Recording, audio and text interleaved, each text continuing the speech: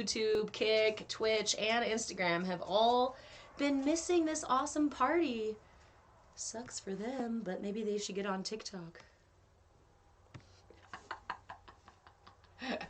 Taz, I do know what you mean.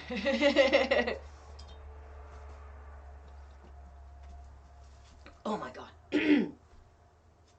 He's gonna knock my stuff out. So let's see if we can get YouTube to the party, because at least on YouTube, hi, for those of you new here, my name is Reverend Deborah. I'm an interfaith minister, a movement facilitator, and your shenanigan shaman. Thank you, TikTok.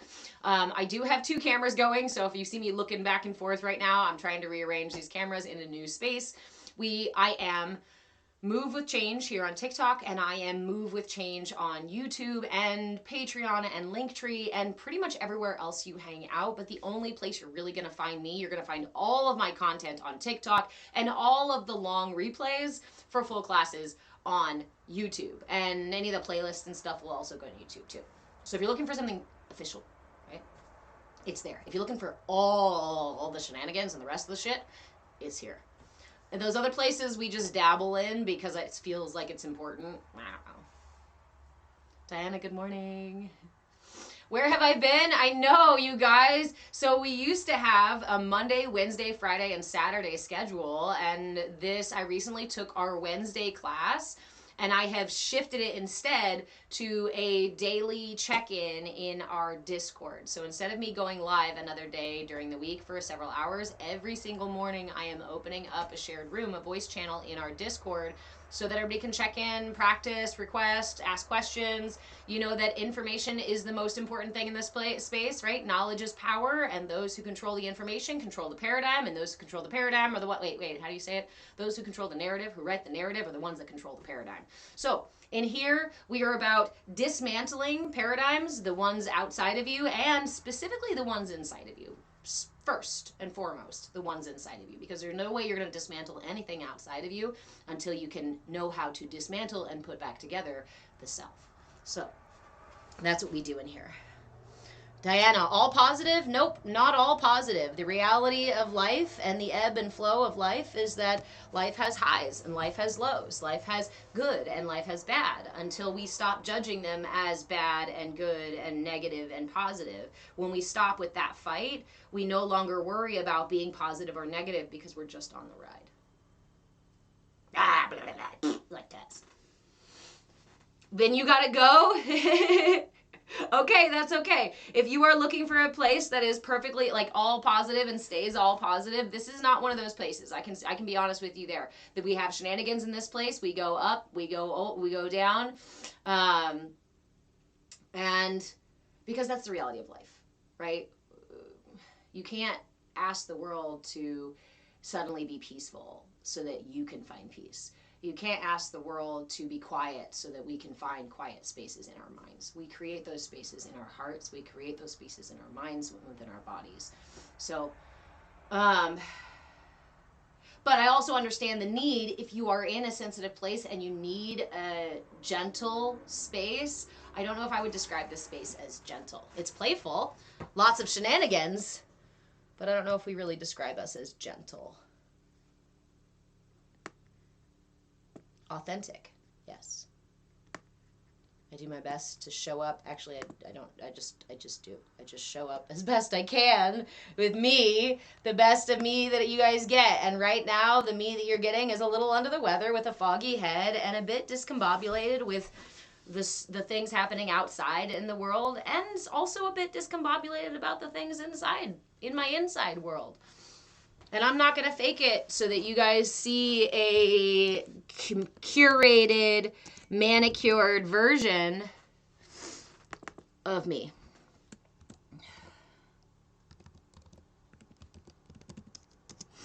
Or of this process, or of this path. Because I think we get this idea that, oh, once you're on the enlightenment path, you have to be all love and light. You have to be all positivity. And that actually leads you away from finding balance in non-duality. Because non-duality is the acceptance of both ends, not the denial of one side. That's extremism, right? YouTube, are you okay over there? It might work. We'll see, guys. We'll see if we can keep YouTube going. And there's a lot of places on the internet. If you want a positive space where some, people who are going to curate that for you, then by all means, enjoy the spaces that you need. But I encourage you to balance those all positive love and light spaces with some very real, very raw reflections. We don't grow when we're comfortable. We don't need to move if things are easy and squishy and soft and nice. Why would we change anything if everything was good? Things are good. Why do I need to change? Why would I change? So if you're seeking out those soft, comfy spaces, let yourself have those. But balance them out with the challenging spaces. Balance them out with the spaces and the people that are going to hold a mirror up to you and say, I love you and there's growth to be had. I love you and here's an opportunity to be more truly you. Not the people who say, come follow me and be like me and only me. I'm the only way. Oh, that's a bunch of baloney. Okay, there is a point to this class beyond me shenaniganing. Although I know you guys come here for a mixture of both. So here we go. I did write down my flow today. I made my flow last night for you guys. Look at me prepping for class. I hopefully won't need that. I'm already getting hot, so let's take off some layers. Turn off the heater and find yourself a place to put your butt because we are going to start class. Like I said, this is a lung opening class. This is a sinus clearing class. This is a respiratory boosting, immune boosting flow. Again, it's a 30-minute flow, gentle flow for everybody in every space. That means that if I'm doing a pose that's way too deep and way too big for you, modify the pose so it's a little bit smaller. If I'm doing a pose that is way too small for you and you want to get in deeper, then I encourage you to sink in a little deeper to your poses. What's the most important thing in here though? We meet ourselves with curiosity and willingness. Please, in this space, do not use force. Do not be combative. Do not bitch and complain at yourself for not being able to stick the pose just right. It's not about sticking poses here. It's about being present within your system. It's about being present with your process.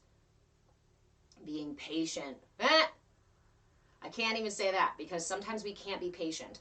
When you do one of these twists and your low back zings, right? You feel that sciatic light up. We might not have patience be our first reaction. Our first reaction may be frustration, maybe anger, maybe, sadness over the memory or whatever the heck it is. So when that comes up, in any moment of this practice, when these things come up, we pause, we take a deep breath to inhale that emotion, that thing. We want to validate it. I see you, sciatic. I know you're tired. I hear you, my lungs carrying the sadness of whatever trauma hit my back. I see you. I feel you. You're valid. You're okay. You're welcome here. There is space for you. See? And you're welcome to go whenever you're ready. There's a million places that you can go and you can use force. There's a million places that you can go and you can push your edges and you can push your boundaries. In this place, we work on building trust with ourselves, and that requires cultivating respect. And at the very least, being curious and willing, even if we can't be patient and kind, right? We can't always be patient and kind with ourselves. So I gotta free the dogs. Otherwise, I'm gonna overheat. You guys ready? Let's do this. Sorry I don't have any music in the background because copyright things. So we do also have somebody said, or mudras. So we have a mudra this week, and the mudra this week is actually a lung-freeing, lung-opening mudra, and we're going to incorporate the mudra into our flow. We do that at the end. We will sit with our mudra. Usually we sit for a minimum of 5 minutes, but this is a mudra that is not required to sit for 5 minutes. It's more sit for as long as you can sit without causing yourself pain, right? Amy, do I believe in Jesus? Yes, I have followed Jesus and have a very close relationship with him. Have had all of my life. Like I said, I'm a reverend and interfaith minister, and I've been a minister for 10 years. But my relationship with Christ and God began in my youngest years of childhood. Some of my earliest memories were close relationships and conversations, direct conversations. So I thought I was going to be a nun, to be honest. Chili Bean, where did I learn these asanas? Through my training, through my yoga teacher training. There are certain words that I decided to go ahead and block in this space. There's actually one word I went ahead and decided to block in this space. So if you were trying to use that word and you find out for some reason that your comment, it keeps getting, what's it called? Blocked. That's why. There's just one word, but don't worry. It's not used very often in here. Hey, Brian, how are you? Okay. Find a place to put your butt. Find a place to put your butt. What were you asking? Oh, where did I learn my asanas? Yeah. I have my 200 and then 300 hour multi-style yoga teacher training, and then I also have my Kundalini and chair yoga, and I'm working on the kids yoga one right now, and I've got my pranayama one. I've got a laundry list of certifications. In fact, if you are interested, if anybody is ever interested in my education and in the paperwork and in the certifications and the actual lists of those things, you can go to my Patreon page on patreon.com/move with change. I think my mug is in the way. Patreon.com/move with change. You can go find a lot of information about me there, a little bit of a bio, some list of my certifications. If you're ever curious and you want to know more, feel free to send me a message or even comment on my content here in TikTok. I'm happy to make your response video and explain more about who I am. I used to have one at the top of my content for that, but it's been replaced by other shenanigans and things. So, all right, my friends, find a place to put your butt. It can be the edge of it can be a chair, it can be a recliner, it can be the edge of your bed, it can even be the front seat of your car, although you'll need a little bit more room in the front seat of your car, so you'll have to do some modifications. Or move to the back seat. Everything's better in the back seat, guys. All right, enough with the coffee, lady. Sit down and do your thing.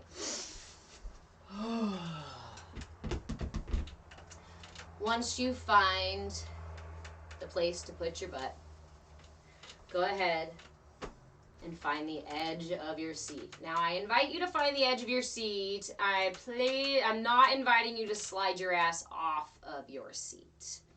Becky, I am soon going to be making mugs like that, so I'm super excited. All right, find the edge of your seat, but make sure that you are still anchored on your seat so that you're not sliding off. In fact, I would invite you, once you find the edge of your seat, lean forward a little bit and then grab your butt cheeks and just roll them out. Just roll them out a little bit. It's going to help turn your tailbone to protect your posture. We're going to spend just a few moments, just a couple of breaths here, grounding into the earth. Whether you have shoes on, whether you're barefoot, doesn't matter. Wherever you are exactly where you need to be, as perfect as you can be. So close your eyes and let's take 3 deep breaths to fully arrive for our practice. Begin by inhaling through the nose, pulling the breath through the lungs and into the belly. And sigh it out. Inhale again, expanding the rib cage in all directions, front, sides, and back. Let it go. Inhale again, lifting the heart and lifting through the top of the head to elongate the spine. Exhale, tucking the chin ever so slightly, letting the shoulder blades melt down the back. Give your arms a little bit of a wiggle. Flap those elbows. Make sure they're loosey-goosey. Relax any tension in your face. Seal the lips. And take a moment just to follow the breath. Following the inhale all the way to the top. Following the exhale all the way to the bottom. Imagine the breath coming from the very bottom of your lungs pulling the breath into the very bottom of your lungs as you inhale, allowing your diaphragm to expand, allowing your belly to expand. Exhaling completely, emptying every bit of fresh air out of your lungs. It's not fresh air anymore. Okay, foggy brain. Bear with me, guys. Just breathe. Again, today's flow is going to be specific to opening the lungs, and we've got a mudra for opening the lungs as well and clearing away any respiratory issues, boosting immunity, and balancing the heart chakra. The lungs and the heart is where we carry grief and sadness. So, my friends, if any of you are feeling a weight on your chest, come sit your butt down and close your eyes and breathe into this space so we can open up and let go.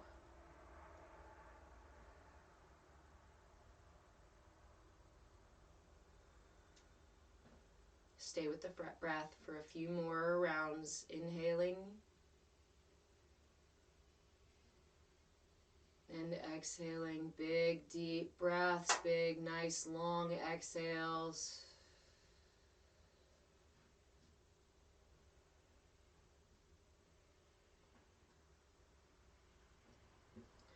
And bring your attention down into the bottom of your feet. Press your right foot into the ground, the whole right foot, ever so slightly. Put pressure on the right foot. Release.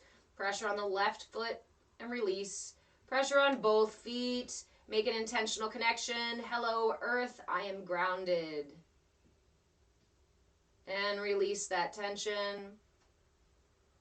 You can keep your eyes closed for as long as you'd like to as we move through our warm-up. Go ahead and drop the knees to one side and then the other. You can keep your hands on your thighs or you can grab a hold of your seat.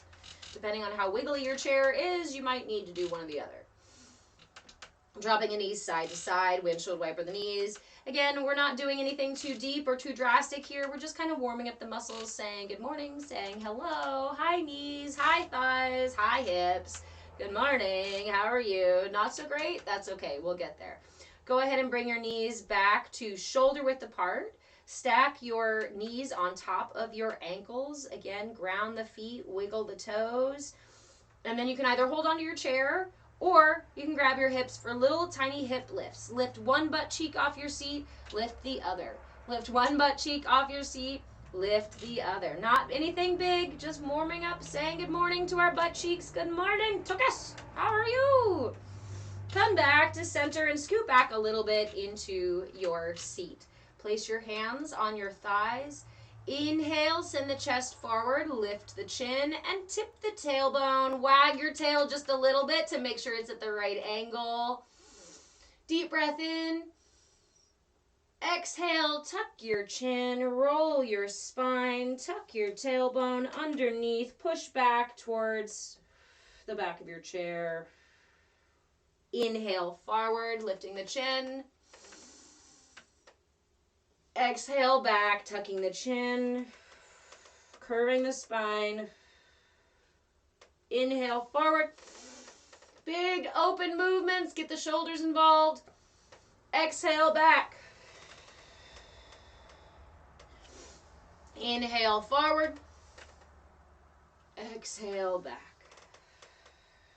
And back to neutral. We're going to start with some little belly circles. So focus your attention, focus your movement just in your belly. See if you can just get your belly button moving. Obviously, you're going to have a little bit more moving around your hips, your lower rib cage, all that kind of stuff. But see if you can just focus on just your belly button. Moving just your belly button. And you can pull it in a little bit and push it out a little bit. Make sure that your spine is moving with it too. Your belly button right behind your belly button. Our center for nourishment, our sacral chakra. This is our center for fluidity, switch directions. This area rules our joints. And is our center for intimacy and comfort. This is the place where we go to ask for the universe to take care of us. This is us looking for that soft, gentle, comforting place in the world. Go ahead and give it some movement, give it some massage. And now switch directions and move a little bit bigger. Now engaging the rib cage a little bit more, the bottom of the lungs, going circles in one direction, making these circles a little bit bigger each time, engaging the solar plexus now. Pulling in, pushing out, side to side, switch directions. Getting your rib cage involved. Keep going. Now switch directions again. This time get your shoulders involved. Just rolling the shoulders with the circle as best you can in one direction. And then the other. Whoa. Hold on, I need to recenter. I just lost myself. And then the other direction. There we go. Let your belly lead. Let your rib cage lead. Rolling your shoulders. Go ahead and get your head involved. Your whole upper body from your hips up to the top of your head is rolling in one direction, and then switch to the other directions. Try to get your rib cage to lead, your head and shoulders to follow. Come back to center. Shake that out. This is a space, my friends, for learning, practicing respect.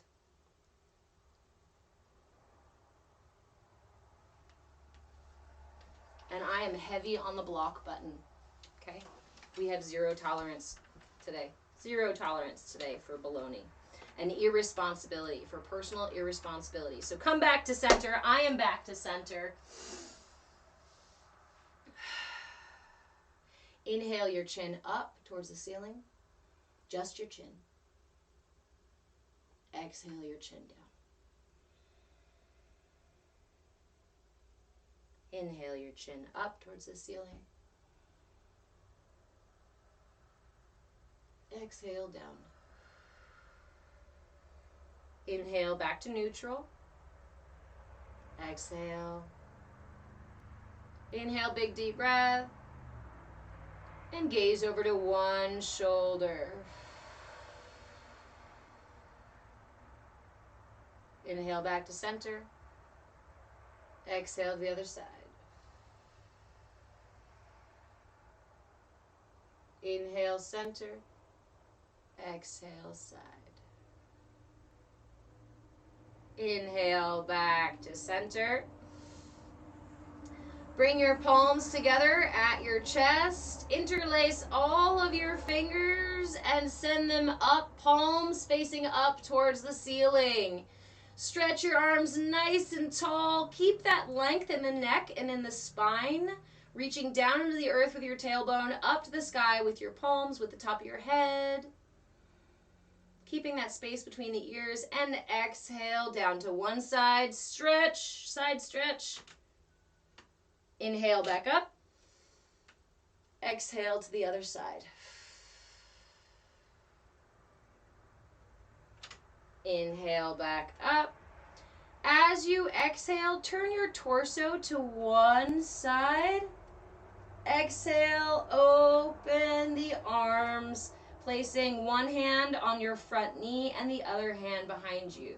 Take a deep breath in, lengthen the spine, nice long tall spine, and exhale again, gazing over that back shoulder. We're going to take several deep breaths in this twist, each time inhaling to create space, exhaling to sink a little deeper into the twist.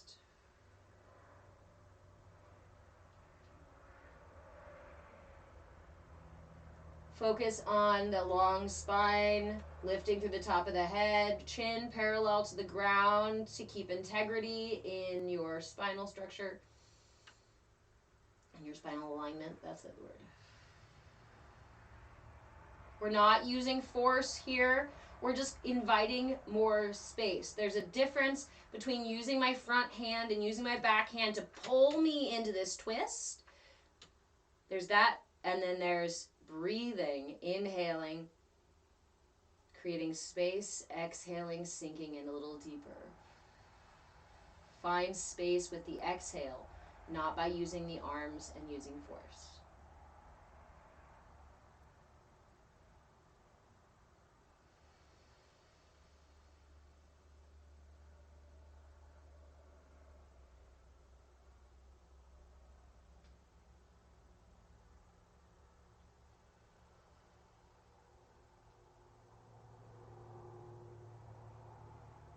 Take a deep breath in, fill your lungs. Exhale, slowly release. That sitting in a twist like that can get a little bit deeper into our hips, into our back and neck and shoulders and whatnot. So we want to make sure we don't slingshot back out of our twists. We're going to go for the other side. This time, again, interlace your fingers and send your palms up towards the ceiling for a palm tree sway. Bend to one side. Focusing on the opening of the chest, the side of the rib cage. Inhale back up. Exhale to the other side. Opening the rib cage. Inhale back up. And twist to the other side, opening your arms, one hand on your front knee, the outside of your front knee, the other hand behind you on the back of your chair or on your bed. Gaze over that back shoulder and breathe. Several deep breaths here. Remember, we're not using force. We're creating more space for a deeper twist simply by using our breath. Inhaling to create more space. Exhaling to release any tension that is limiting us. Focusing on a nice long spine, lifting through the top of the head, sending the tailbone down into the earth, chin parallel to the ground so that you don't lose the integrity of your posture.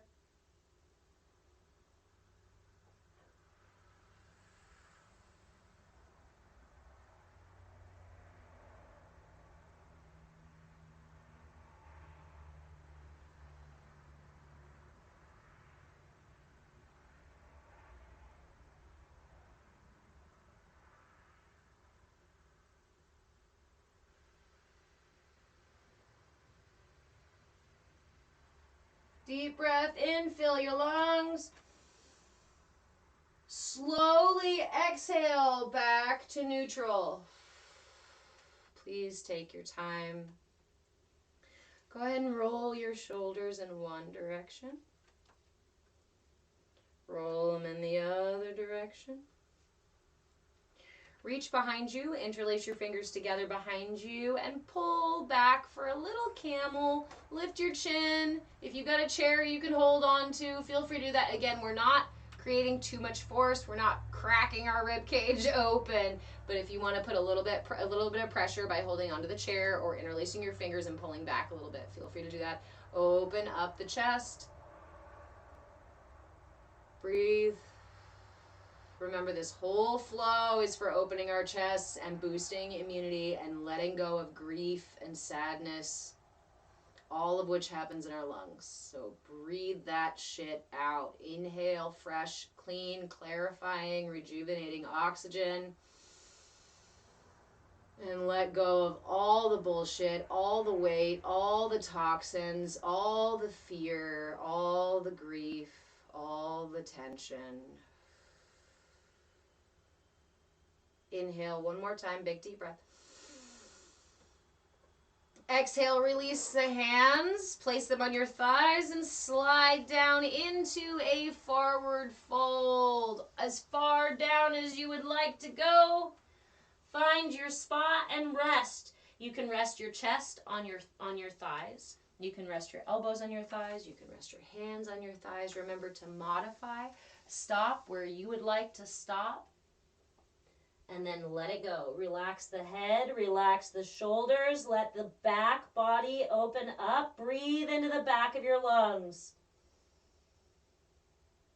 Deep breath, opening the back of the rib cage, relaxing the head, relaxing the shoulders.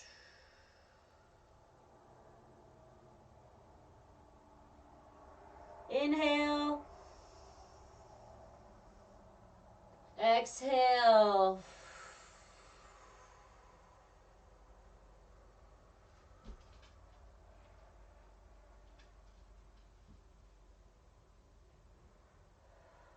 On the next inhale, slowly roll up. Really be mindful, one vertebra at a time as best you can. We can't always do that quite so perfectly, but just go slow. Keep that spine rounded until you make it all the way back up to seated, stacking one vertebra on top of the other, rolling the shoulders and lifting the heart. Tuck the chin to bring intention to your posture. Go ahead and extend both legs. Gracias, mija. Thank you, friend. Not me, not daughter, sorry. Amiga. I'm so used to saying hijo, my son. All right, extend your legs. Oh, you can't see my feet. Extend your legs and flex your feet. Please keep your feet flexed. As you inhale, lengthening the spine. And exhale, forward fold, tiptoeing your fingers down your legs as far as is available to you. Keep that spine nice and long until you reach the points that you can no longer go past, until you reach the boundary, and then release the head. Breathe. Feel that stretch in the low back. Now breathe into the low back. Reach for your toes if you can. Put your hands on the floor if you'd like to. Breathe into the low back. Inhale. Exhale. Pull the breath all the way into the sciatic area in the low back. Breathe again. Exhale. One more time. Big deep breath in. Exhale completely. Inhale to slowly roll up or walk yourself back up. Keep your legs extended. Come back up. Again, find your posture, lifting to the top of the head, lifting with the heart, allowing the shoulder blades to melt down the spine, reaching into the earth with the tailbone. Gently tuck the chin to bring intention to the posture, and walk those legs open for star pose. So get a nice wide spread with your legs. Go ahead and keep your feet flexed. Extend the arms out to both sides. Take a deep breath in. And as you exhale, keeping your arms extended out to both sides, twist the torso to drop the left hand to the left leg. And then slide down that left leg. Inhale deeply and turn to open the chest. Lean back into this stretch. Open big, wide chest, shoulders, armpits. Open everything up. Big deep breaths here.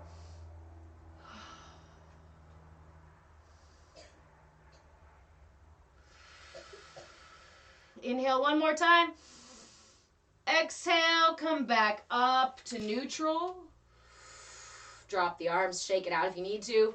I've got shoulder issues, so shake that shit out. Flex the feet again. Arms out to either side. Inhale. Lengthen the spine, keeping the integrity of your posture.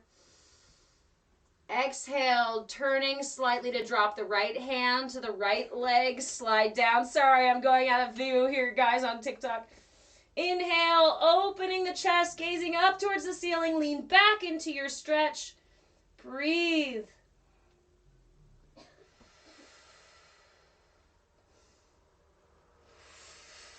Inhale one more time. Exhale, come back up to neutral. Release the arms. Slide back on your chair. Bring your legs back together. Thighs shoulder width apart. Feet on the ground. Knees on top of ankles. Nice long spine. Find your posture. And interlace your fingers underneath your right thigh. Inhale, pulling your right thigh up, pointing your toe. Hug this directly into your chest. Exhale, bend down to kiss your knee, whisper sweet nothings, tell it thank you so much for supporting you. And exhale, drop the knee. Interlace the fingers underneath the left thigh. Inhale them up. Squeeze to the chest. Point the toe. Exhale, down. Kiss the knee and whisper sweet nothings. Thank you so much. Go ahead and release the left leg. Hand on your right knee. Point your toe. And we're going to do a couple of hip rotations. Keeping the foot off the ground. Rotate the knee all the way out, opening the hip. Little circles, coming down and up. You can do your rotation however feels appropriate. Do it one direction Opening the hip without touching the ground. Switch directions.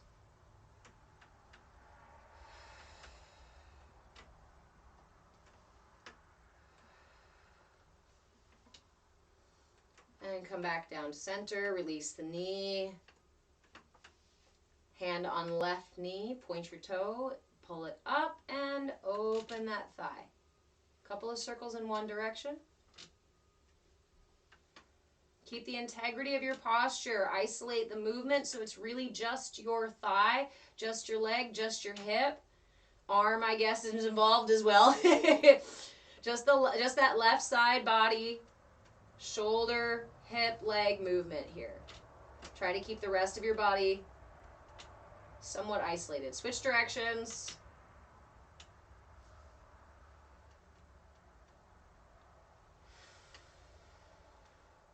We're not using force here. This is not a no pain, no gain kind of space. This is a no pain space. Just flat out no pain. If you're experiencing pain, just drop that part of the practice or modify. Go ahead and release that thigh. Bring your right hand to your right hip for just a tiny little twist. You can reach around for your left butt cheek. Sorry, right hand to your left hip and or your left butt cheek. See if you can reach for your left butt cheek. Release your left arm. Inhale, lengthen the spine. Exhale, just little twist, turning to gaze over your shoulder. Breathe.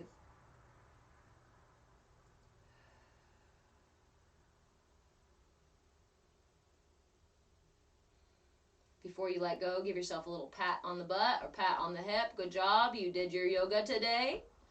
Other side, left hand to your right hip or grab your right butt cheek if you feel so inclined. Inhale to lengthen the spine. Exhale to gaze over that right shoulder. No force, just breath.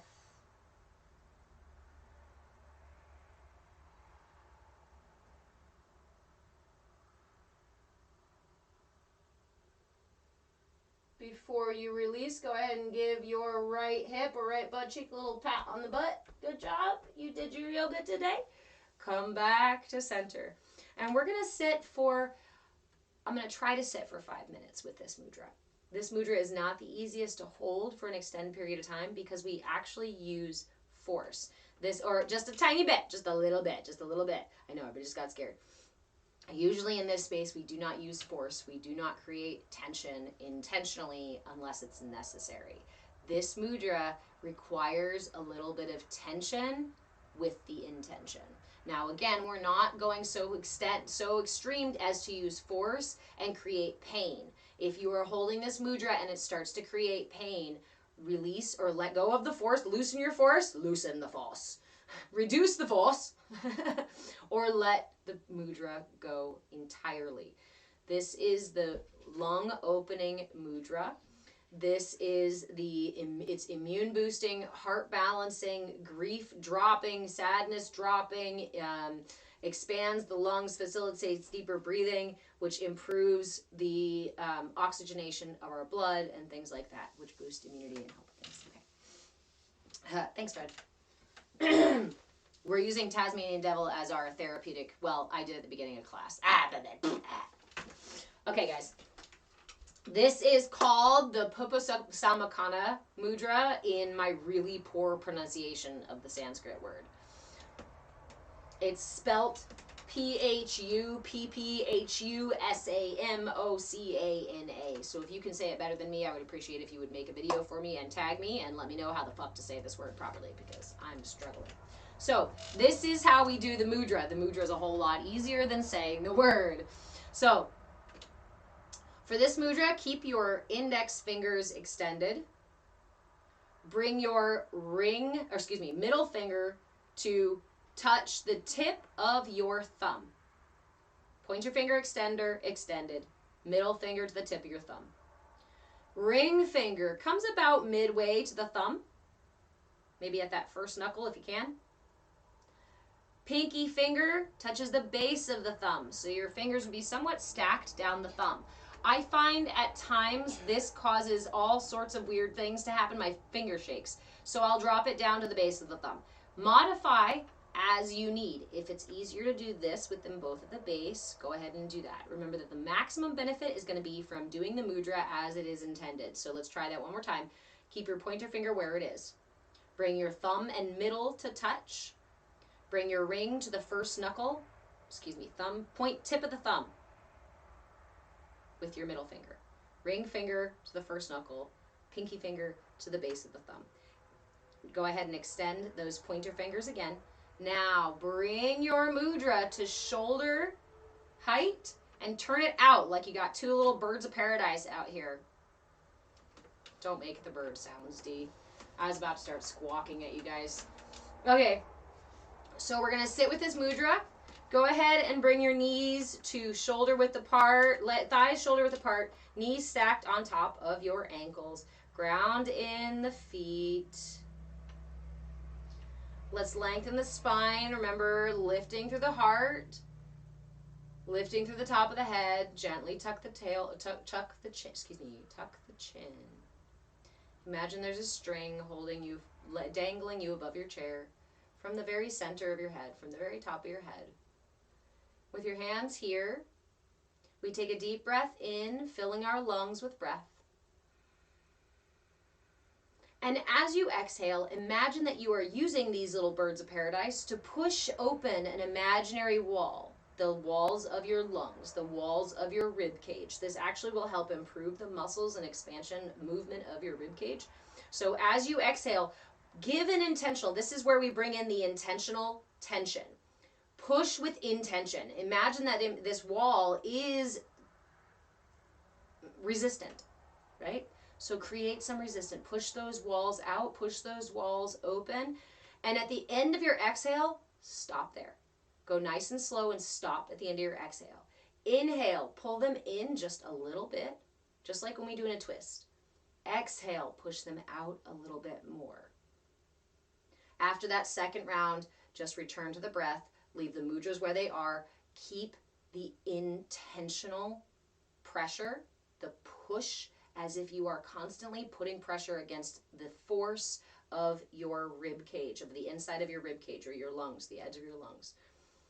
We're going to sit for, I'm going to put my timer on for 5 minutes, but I'm going to sit for as long as I can with it. I encourage you to sit for as long as you can with it. Again, this is immune boosting, lung opening, deeper breathing facilitating, sadness, grief debilitating, getting rid of that shit. All right, here is the mudra itself. Index finger extended, middle finger to the tip of the thumb, ring finger to the first knuckle of the thumb, pinky finger to the base of the thumb. Extend those pointer fingers again. Bring your little birds of paradise out to your shoulders. Find your posture. Inhale to fill your lungs. Exhale, push them open. Create intention.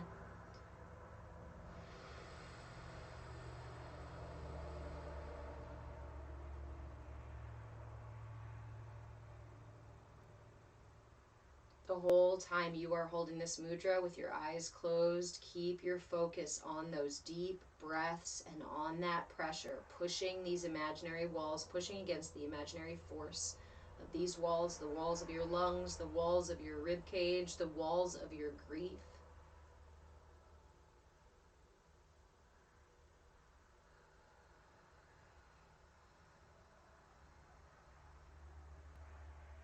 Breathe through your nose, you can breathe with your mouth.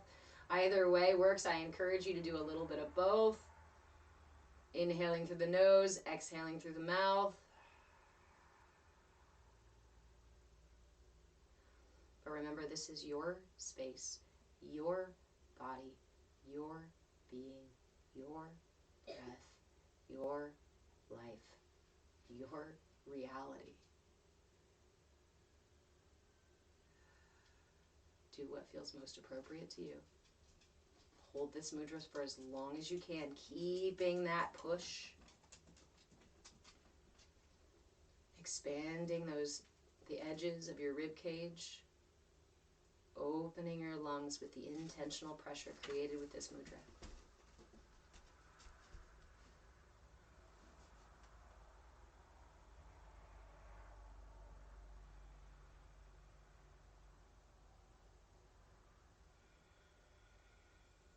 Keep your attention on this practice, on any part of this practice. Keep your attention here. Anytime you notice your attention has wandered off to worrying about something, or whining about something, or being upset about something, breathe it in to create space, validate it. Yep, you're here, hello, and exhale, you can go as soon as you are ready. Because I am focused on my breath and on this mudra.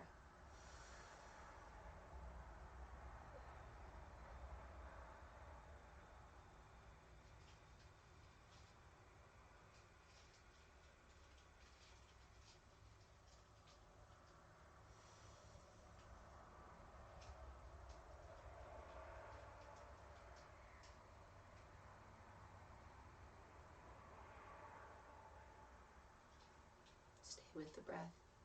Stay with the intentional pressure created in the arms, pushing out those mudras. Opening the lungs.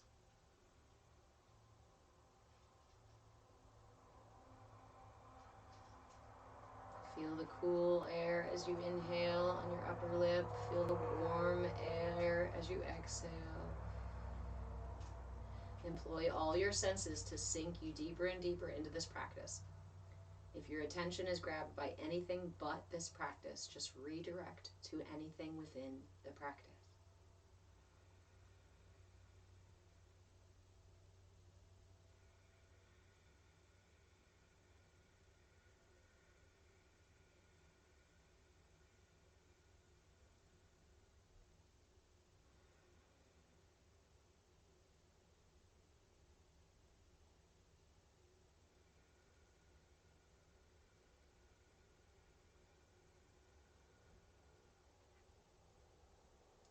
Anytime you notice you've lost the tension in the arms, the intention in that pressure, just bring it back with another exhale.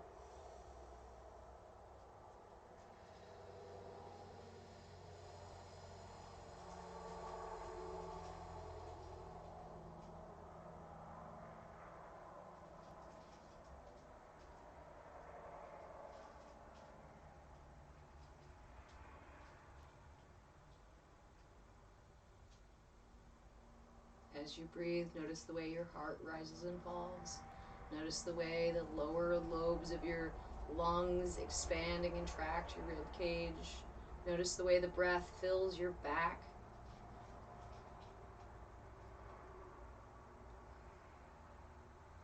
It's all about the breath, all about the lungs. Breathe.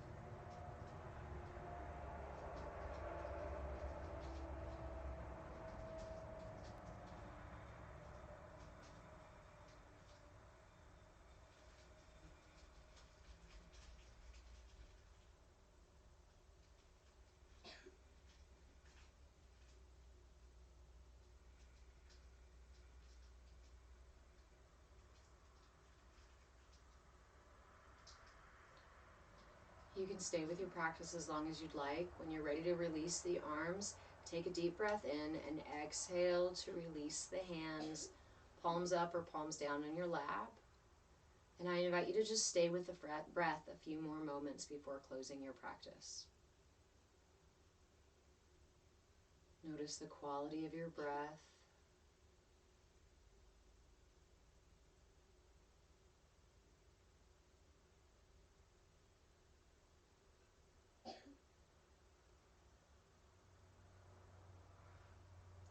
Let the tension generated by the practice melt out of your shoulders.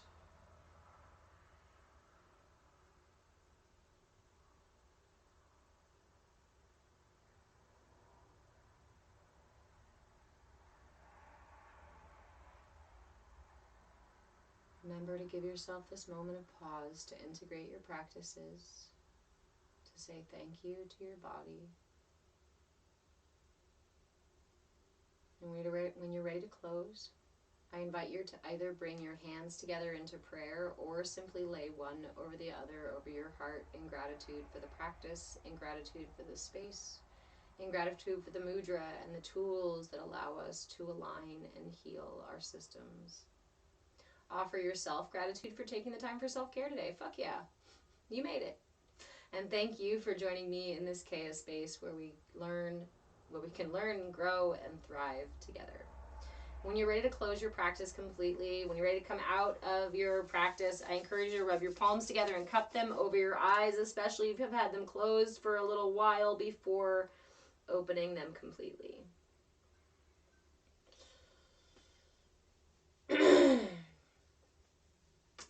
Eminem always plays in my head when I open my eyes. It's that bit of, oop, there goes rabbity. Something back to reality. Oop, there goes rabbit.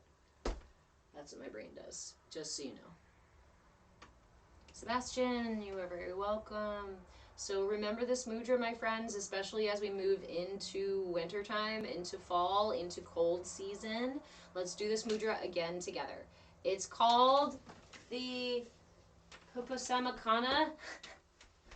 The Phupphusamocana Mudra. See, I wrote it down. I know how to spell it. I just don't know how to say it. So it's done like schmeh. Violet Reiki, our Reiki. You have something wrong with your lungs and this has helped so much. Yay! Good. Obviously you can hear the respiratory stuff in my lungs. So I have been using this. I actually haven't, I should be honest. I have not been using this all week long. But I did use it earlier in the week and I did use it going to bed last night. You know how when you're sick you forget all of the tools that you have? Yeah. Hey Elle, how are you? Okay. So here is the mudra one more time for anybody who wasn't there for this piece of it. Keep your index finger where it is. Bring your middle finger to touch the tip of your thumb, your ring finger to touch the first knuckle of your thumb, the pinky to touch the base of your thumb. Extend that pointer again and bring them out, your little birds of paradise. Bring them out to shoulder height. You take a deep breath in. And then you exhale, imagining that you're pushing out the edges of your lungs or your rib cage, and so you create intentional pressure. You guys remember that game we used to do where we'd like hold our arms like this and purposely try to resist the imaginary pressure? Was anybody else doing shit like that as a kid? Because I was. So when you do this, right, you create that pressure and then we just let our arms float up. You know what I'm talking about? Okay. This is what we're doing. And it's a similar concept. In creating this tension, in creating this pressure here, we exhale and push with intention. Create that tension in the shoulders and the neck and the arms and push out. Inhale, let them go a little bit. Exhale, push out a little deeper and then hold that pressure. Maintain that pressure for as long as you can. This is why this is one mudra I won't tell you to hold for a minimum of 5 minutes. Hold it for as long as you can hold that pressure. And so what happens then when we release that pressure, that intention remains and creates a pressure that continues opening our lungs energetically. Gosh, I feel so much, sorry, I just feel like I can breathe so much better. Okay, it does that. So it facilitates deeper breathings, opens the lungs. It also treats the muscles of the tendons of the lungs. You are very welcome, my friend. What's your name? Relampaga. Relamp. You're very welcome. I'm glad you're here. I'm glad you're here. So we do this every Friday. I am possibly going to start doing these classes live where I live here in town. So this may shift just a little bit, but they will pretty much always stay on Fridays. Fridays is this is a really nice morning practice, and I find we have a really great crowd here. So, thank you, Crispy. Give me a follow if you guys want to catch me live. I am currently live Monday, Friday, and Saturday. Monday, I introduce the mudra for the week, and we talk about the mudra and practice the mudra. And then Saturday, we do a big, huge meditation with the mudra. So I leave you with the mudra all week long. Friday, we do chair yoga. We practice our mudra again. Saturday, we do a big meditation. Not on Wednesdays. Sorry. Wednesdays is now my workshop block. When I have workshops, they will be done in our Discord space or through Zoom. remember that information in this space is free. So if you are attending a class here on TikTok or on YouTube, or if you see me on another platform, that is free. I do appreciate donations and support, but they are absolutely not required. The Discord space is totally free to join because we are building a community of valuing each other, sharing knowledge, and fucking figuring this whole matrix thing out together. And it's a really great space that we can cultivate outside of social media, which has a lot of, social media is like sitting in the park and doing these classes in the park, and we have random people streaking by or screaming random nonsense as they run by, that kind of stuff. So the Discord is our classroom space, right? Where we can cultivate a little bit more intention, a little bit more of a space. Thank you. And so we do that there. So now I am opening 9 a.m. every morning, Pacific time. I am open in the Discord just for check-in, daily practice, that kind of stuff. Then I come live Monday, Friday, and Saturday. There's a schedule at the top of my content. There will always be a schedule pinned at the top of my content. Thank you. Yes, I'm using Tasmanian Devil to help me through emotions today. So this mudra improves our capacity for just breath in general. It treats the muscles and tendons of the rib cage. So for those of you, I found this out a while ago because I used to have a lot of these pains in my rib cage. And apparently it's a typically feminine thing, I guess, we deal with more often than men. I don't know what it is. But anyway, it's like these random sharp pains in your rib cage. You'll be sitting there breathing, doing nothing at all, anything in particular, and then all of a sudden, it'll hurt. This mudra actually helps with those muscles. Because it works on the lungs, it also improves our immunity. It helps boost our immunity by cleaning out our blood with that improving oxygen, right? And we also carry grief and sadness. Energetically, we carry the emotions of grief and sadness and depression and things like that up here in the chest. So if any of you, like me, are feeling a degree of weight lately in the chest cavity, this mudra is a really good one for it. And again, with that intention, with that opening up space,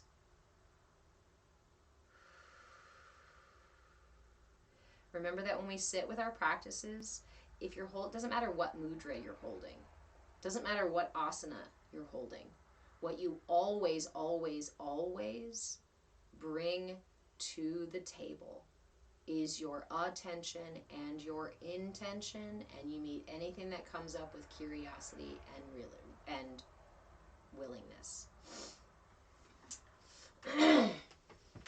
There are no such thing as hair chakras. There are other chakras around the self, and the hair is considered in some cultures an extension of your energy body, but having long hair or short hair is not going to change your ability to balance and clarify your energy system. It's important to know about our energy systems, right? It's important to know how these actually work. Otherwise, we end up saying these things that are actually not true at all, and mislead us from exploring our energy body authentically. Thank you, Danny. So, remember, no matter what practice you are doing, no matter what practice you are using, we bring our attention and our intention. So if you're holding this mudra and you are causing the pressure and opening up your lungs and doing all the other things, but your mind is off in la-la land, wondering about this thing or that thing, or if you're worrying, if you're repeating depressive thoughts or sad thoughts or whatever, playing this stuff over and over in your head, you're not fully present and you're not receiving the full benefit of this practice.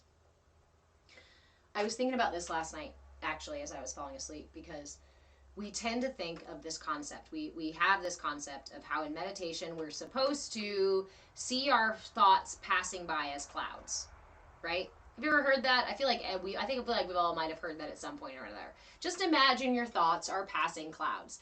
The problem in that we often get caught on is that we then employ the mind to imagine the thought as a cloud. Anybody have this experience? Okay, I'm going to sit in meditation and I'm going to imagine all my thoughts as clouds. So then what happens is a thought pops up and then engages a part of my brain who says, ooh, that's a cloud, and then engages another part of my brain where I imagine a cloud passing by. And just so happens that that cloud is also in a field, and maybe there's trees, and maybe there's a bunny bouncing around, and there goes my attention. I am not present.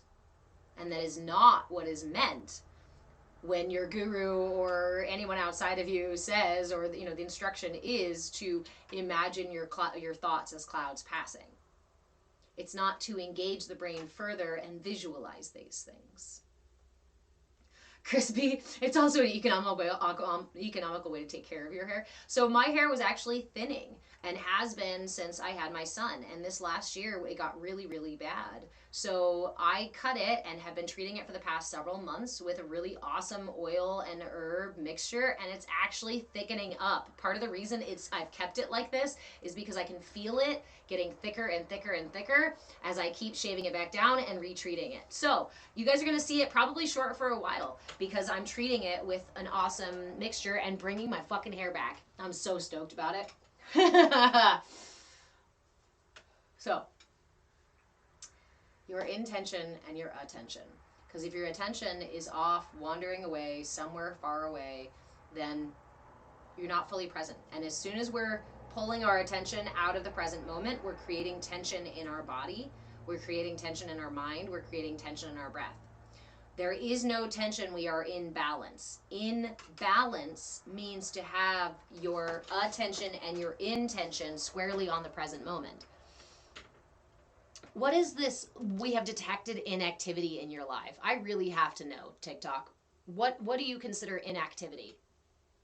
Because for how many people I see here sitting on TikTok just sitting there talking, I'm like, do you want me jumping up and down? Should we be doing jumping jacks? Should we be doing, I don't know.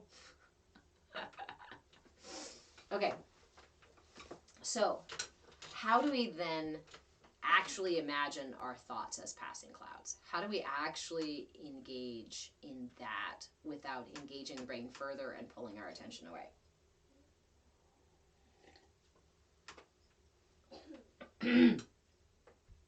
One of my favorite ways to do it, to practice doing this, because once you get familiar with the feeling, for me it's a sensation. Once you get the feeling of pulling yourself out of being the thinker, the one doing the thinking, the one experiencing the thoughts inside, it's easier to sink back into that in meditation. So I want to do a little practice, if you guys will join me for this one. Signal is very good today. Thank you, Bill. And it's staying on YouTube, too. I'm super excited. We were having internet issues. All right. So I'd like you to do this practice with me. If you want to learn a tool for sinking into the place of the observer, the place behind the ego thoughts, behind the busy mind monkeys, behind the visualizations and all that stuff.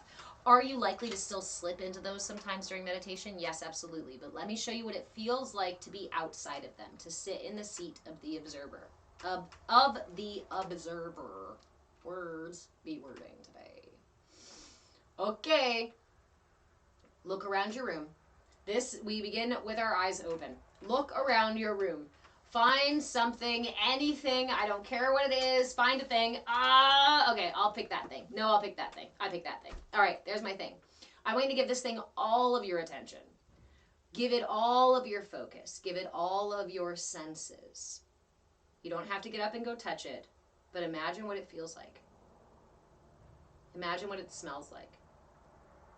Does it make a sound? Give it all of your attention, all of your focus, all of your thought. Employ all of your senses on this one thing. Notice the finer details. Notice that scratch on it you didn't notice before. Then take a deep breath in, almost as if you're inhaling that thing. And as you exhale, say, I can observe this thing so it is not me. And then switch to the next thing in your room. Pick anything else, doesn't matter. I'm going to pick that cat. There's a cat sleeping on my chair. I'm going to pick that cat. All of your attention, all of your focus, all of your senses.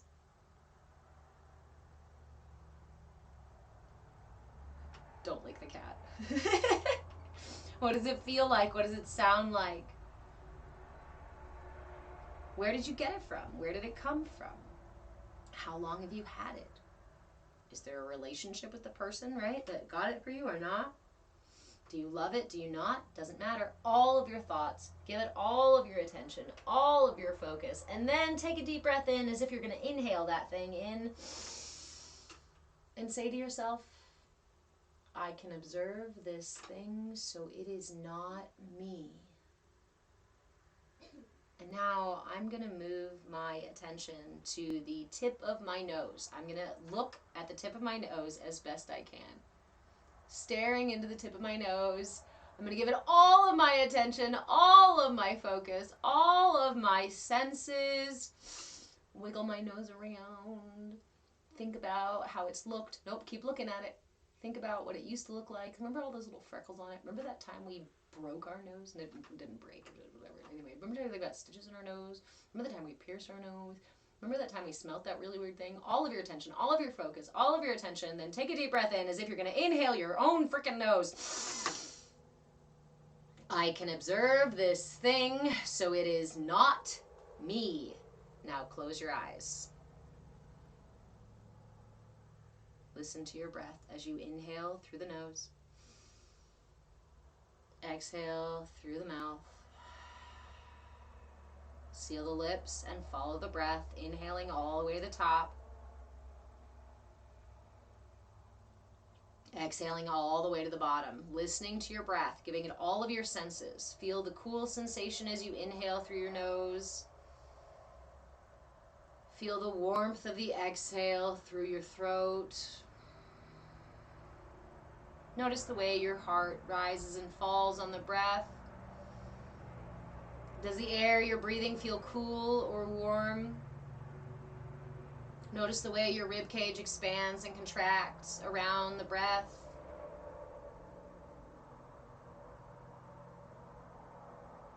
All of your attention, all of your senses, all of your focus.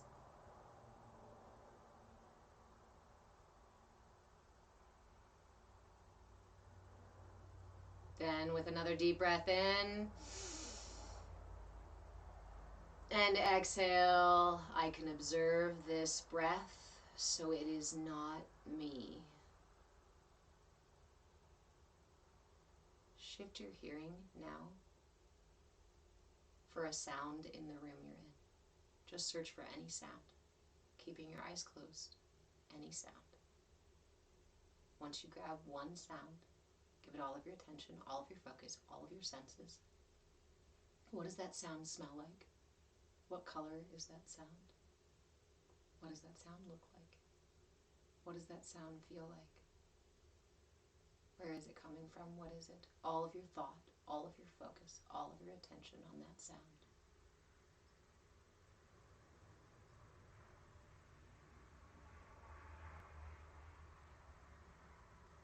Deep breath as if you're going to breathe that sound in. And exhale, saying again, I can observe this sound, so it is not me. Now tune into your own heartbeat. Listen for the sound. Feel the way it beats in your rib cage. Notice the way the heartbeat expands from the front of your chest and into your back, into your shoulders and armpits, down into your arms and hands. Notice the heartbeat down into your belly, lower through your belly and into your hips. Notice the way the heart beats using all of your senses. Feel it as it beats through your entire body. Listen for it as it pounds in your chest. All of your attention, all of your focus, all of your attention, all of your focus on your heartbeat, all of your senses. What would your heart smell like?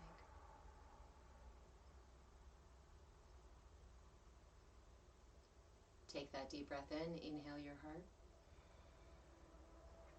I can observe this thing, so it is not me.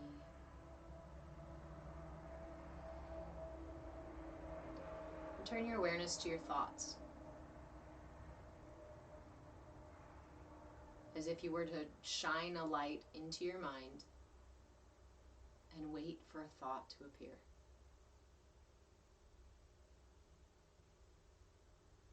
And when one does,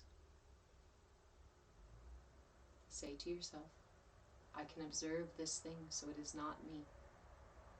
And when another one pops up, say, I can observe this thing, so it is not me. And when another one pops up, say, not me, not me, not me, until they slow down or cease altogether. And you find yourself sitting as the observer in an open, internal, expansive space.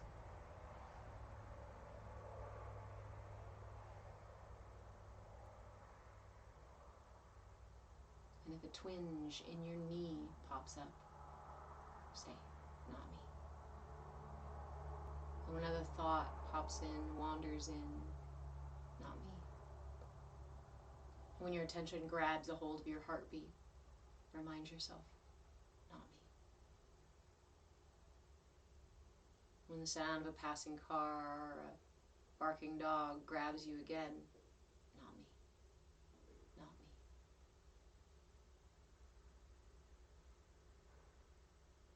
me. The only intentional thought here now is not me.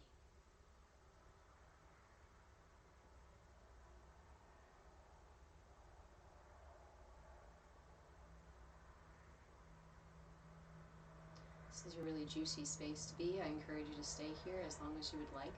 When you are ready to come out of the practice, I encourage you to start by wiggling your fingers, wiggling your toes, moving your body, bringing your senses back into your body.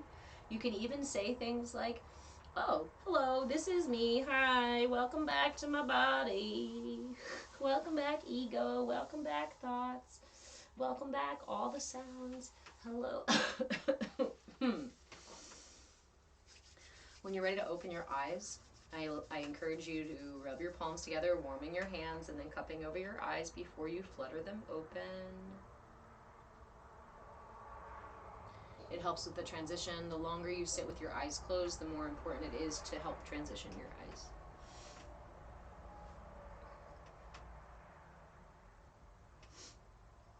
Thank you guys for the follows. So I just simply call that the Not Me meditation, and it is one of the foundational pieces in my repertoire. When I get really lost, when I get really scared, when I get really in it, that one is very effective. Ha, Badass Blind Woman, great note. Thank you for sharing your experience, because it's an important thing to remember.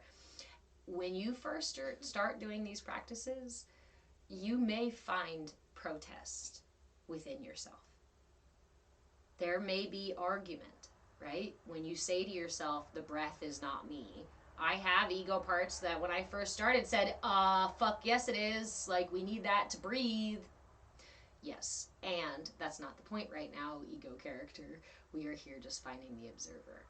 So again, remembering to not identify with those as yourself, but acknowledging again, still not me.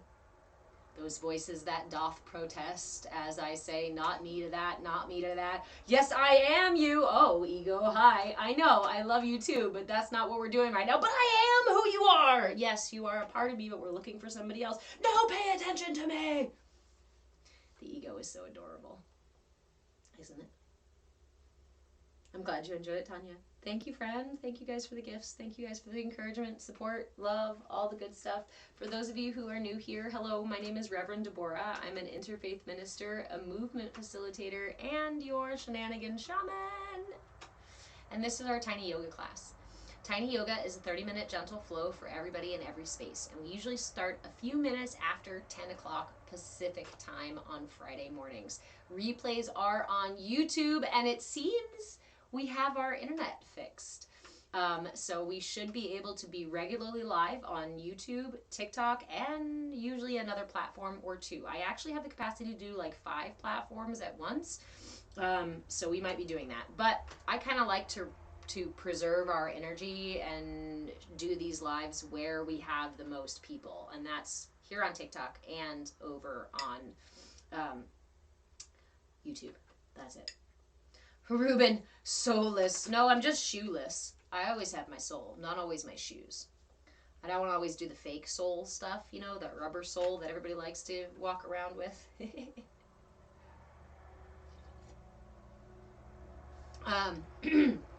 Replays on YouTube, Move a Change. If you would like to support the work that I do, I will just drop the note there. Patreon.com/move with change. I do these classes for free. I do 3 classes a week live on social media for free. And then we have more stuff in our Discord space. The link to get into the Discord, a free link, is on the Patreon page. Remember that like I said, information is free in this space. These classes are free. I have other classes and things that I open up inside the Discord that are free. When we do workshops, the workshops themselves will be free. However, I will then post the material after the workshop if you'd like to purchase and download it. So yes, I do charge for my time. I offer coaching and things like that. Those things are all on Patreon.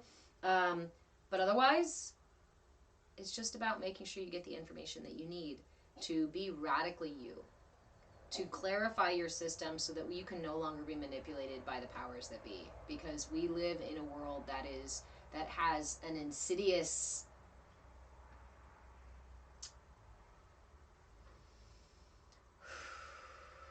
breath work. Pleasure to see you too, friend. Ooh, what do you hold in your hips? Noticed a lot of emotion there. So in our hips, we typically hold, if it's from the root chakra, we're talking about fear. And if we're talking about the sacral chakra, then we're talking about shame. Shame, guilt. Awesome! Congratulations on getting your yoga teacher training on TikTok. Yes, so my classes are 10 a.m. Pacific time, Monday, Friday, and Saturday. There will always be a schedule posted on my content. I try to keep it updated as best I can. So right now, our schedule is going to stay this way for November and December.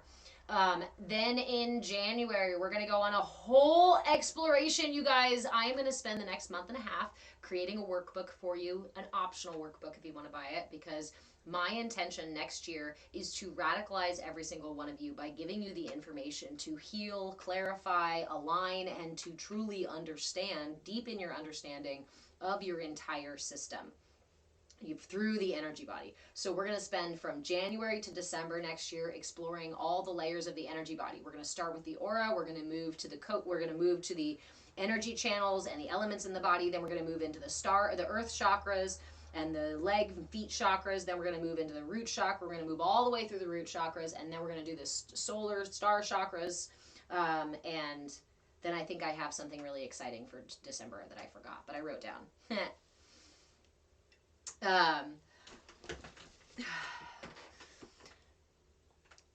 So Ken, you are a perfect, let me go ahead and pen this one, because we talk a lot about the energy body in here, and this is why I am teaching you guys about the energy body. This is why we're taking all of next year to explore our energy bodies, because a comment like this, coming into this space, not really being familiar with what we're talking about, not having spent a lot of time in this space, and approaching the space with arrogance is an imbalanced solar plexus chakra. And here in the West, we have a really big problem with overblown solar plexus chakras, with out of control sacral chakras, and with closed off heart chakras. And that comes from social conditioning. It happened because you were conditioned by a culture who perpetuates these divisive and these imbalances. So we don't come from this place of blame in this place. Like, I'm not going to sit here and go, it's your fault that you operate in ignorance or out of a kind of arrogance, because arrogance, we are only arrogant in our ignorance. When we are wise, when we are enlightened, we don't need arrogance, because we have wisdom, we have intention, we have presence. We don't need anything else. We have a clarified, balanced system, because we've cultivated that inner sense of power. What I want to do is to give you back your inner sense of power, instead of what this culture has taught you is that you have to use force to get anything you want. You have to fight tooth and nail, hammer, claw your way to the top, step on other people. Like, everything is competition. And I can tell you from studying, let me offer this. This is from 12 years of university studying human development and wellness across the lifespan, plus a good probably 10 more years of certifications and programs in other things outside of university, plus studying marketing manipulation since the 1990s. I have been watching how it happens, watching how the actual tools they use, psychological tenets that they use, and energy tactics that they use to manipulate you from the moment you're born. So at this point, I'm not interested in playing blame. I'm not interested in throwing fingers, because as soon as I throw my finger, you know what I just did? I gave away my power. I want to show you how to take all of that power back without the need to point any fucking fingers at all. That's real power. When you blame someone else, you become the victim, and you are giving away your power. I want to show you how I have found my power again, so that I no longer need to use force in a system that thrives on us struggling and fighting each other. It thrives on divisiveness. It thrives on force. It thrives on ego pandering. It thrives on your unhealthy, imbalanced self. Because if you were self-actualized, you wouldn't buy into a system that was destroying you and your neighbors and the planet. If we were self-actualized, we wouldn't need all this divisive rhetoric and all this ego pandering to, oh, I'm better than them and they're worse than them and all this other stuff. Because we would be recognizing of the value of ourselves. And to recognize the value intrinsic in me, truly recognize it, I must recognize it in others. As a reverend, this is something that's been really important to me, because people have taken the concepts, the powerful teachings of Christ, the powerful teachings that we understand from a variety of different religions, that are very simple, yet have become so convoluted and they have been turned into manipulation tactics themselves. If you want to go be radicalized, if you want to go be extreme, go be extreme. If you want to go fight within the matrix of duality, and you want to just swing your pendulum from fucking pissed off to depressed to feeling lost, feeling scared, if you want to sit there with that feeling of looking for home all of your life and never really feeling satisfied by all the fake shit outside of yourself, well, keep doing it. Keep doing it. But I found it never satisfied me, and I have never met a single person that it actually satisfied either, that has reached self-actualization through the manipulation, through the tenets of a manipulative culture. Ooh, good question, friend. You said you saw that his comment as hateful, not arrogant. Would you say they're the same? I do say they are the same, yes. Yes, and, right? Like, yes, I do believe that they are very similar. Arrogance, hate comes out of arrogance, of believing that somebody is lesser than or worse than me, or that I am better than and therefore deserve different or deserve better. And usually hateful also says that it's directed at me, like that person is being hateful toward me, whereas arrogant is more a state of being. So I like to talk about it like arrogance, because it's a symptom of what they're experiencing. Hateful would mean I'm taking it as directed at me. I'm not taking it as directed at me. I'm taking it as somebody who doesn't know how to work with their energy body, which is most people that we run into. And I say that from the place of me also operating in my own imbalance for a long time and me still healing my body. Let's not get this twisted. I am not healed. I am not enlightened all the way, but I have found tools and taken steps and put into practice things from all these years of education and experience that have genuinely changed my life, changed my experience of life, and relieved me from so many of the fucking shitty ass patterns that I was patterning hardcore over and over and over, and wondering why I was unwell, wondering why I was suffering, wondering why my relationships were shit, wondering why I didn't feel good about myself or about my life.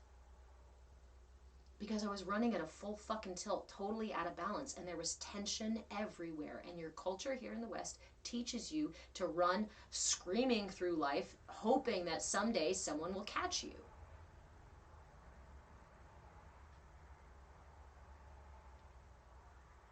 When we find balance, we don't need to run screaming because we let go of all the tension.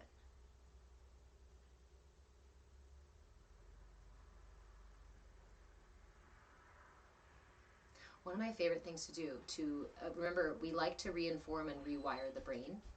So when we give it a concept, when I give my brain a concept like tension, when we're out of balance, we have tension in our lives and in our bodies, right?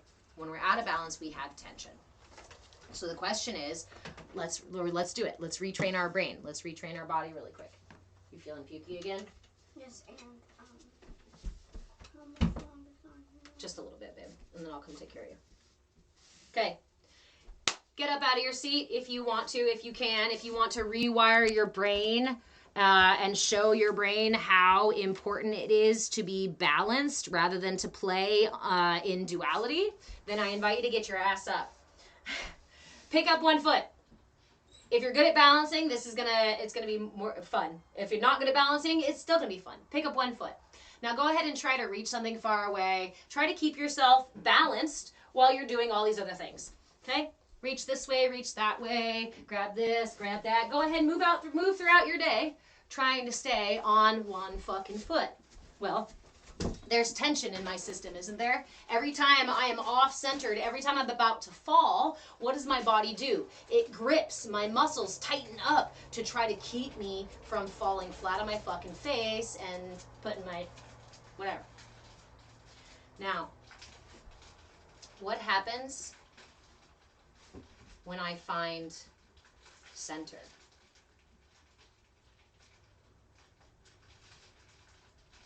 Where is the tension in my body? There's very little, isn't there? As long as I am off balance, there is tension in my body trying to get me back into balance. When I am in balance, there is no tension. Do you know what that means? Anytime you experience tension in your breath, in your body, in your thoughts, in your life, it is an opportunity to find balance. It's that simple. It's that simple. Tension equals an opportunity to release said tension. Tension is not the universe fighting against me, is not God trying to attack me, is not my brain being out to get me.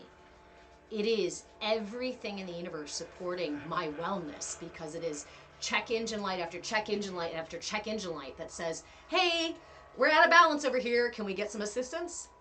That's all. But wait, there's more. It's called to pay attention. That's it. Your attention and your intention are two of the most powerful forces you have, which is why the culture at large likes to pull them away from you, likes to keep them occupied, likes to keep them distracted. When you align your attention and your intention, you are in the present moment and release tension. In fact, when you give your attention to tension, sometimes that's all it needs. Sometimes a little more attention is necessary, yes. Vera, nice. Good release of tension. We have a good mudra for that if you want it in the future. Blah, blah, blah. Vera. Here is a mudra for the throat chakra, for balancing the throat chakra and releasing tension out of the throat chakra. We bring the hands back to back, but just interlace the tips of the fingers. Hands back to back, interlace the tips of the fingers, and then close your hands around those fingers, keeping space, and make 2 interlocking circles with your index and your thumb. We hold that here at the throat chakra and just breathe. When we hold this mudra, it's important to focus on the breath, but again, if you're holding your mudra and you're just feeling tension and you're like watching a show or talking to somebody or whatever, you can just hold your mudra and it's going to help benefit. We want to hold our mudras for a minimum of 5 minutes because it takes about 5 minutes for the body to circulate that energy through. But again, if you're in a pinch and you need this right here, right now, just hold it for as long as you need it. Again, back of the hands together, interlace just the tips of the fingers, close it, and create 2 interlocking circles. Bring it up to the base of the throat, and then imagine the mouth and throat being nice and open. Big, clear channels. You can even imagine the color blue moving through your throat. The front of the throat chakra is here, approximately here, right? It's not an exact point. It's this area here. The back of the throat chakra is here as well. So if you are having any issue here in the neck, in the shoulders, stuff like that, this mudra can also, it will help all the way through. Remember that our throat also rules it's not only our expression, it's our creativity, it's our ability to voice our opinions and needs and wants and desires and things like that. It is also our ability to receive other people's communications. So it also works on our ears and our minds and our ability to listen. And it also rules the jaw.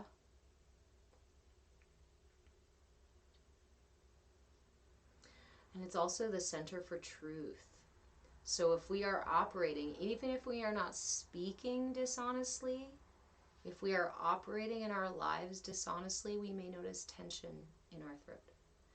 Now, that's not to say, could also to say that if we run into dishonesty, we can experience tension in our throat because of something somebody else is experiencing.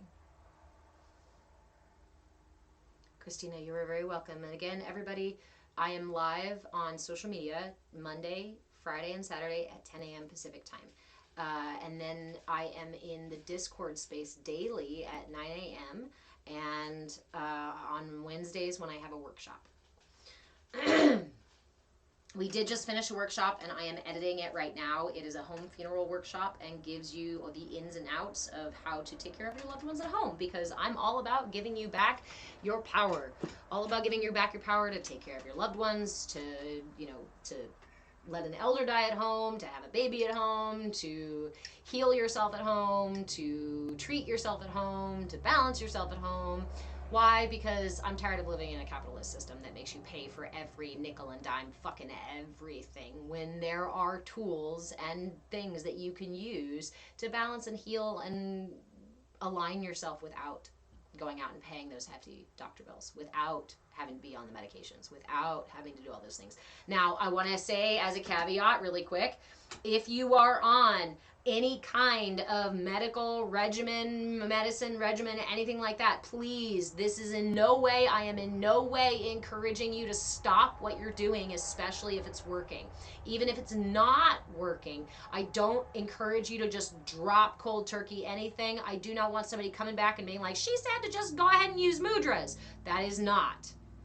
Mindfulness can be used in tandem with damn near anything else. So start building your mindfulness practice and the need for other things will fall away. Remember, we don't do these things by force. We cultivate power. We cultivate our inner sense of power and we create space for these things. We cultivate these things. Peace. Peace is available to us when we allow it. We don't make it. We don't construct it. We don't use hammer and nails to build it. We have to receive it. Love, unconditional love, is available to us anytime, anywhere, as long as we are able to receive it. Joy.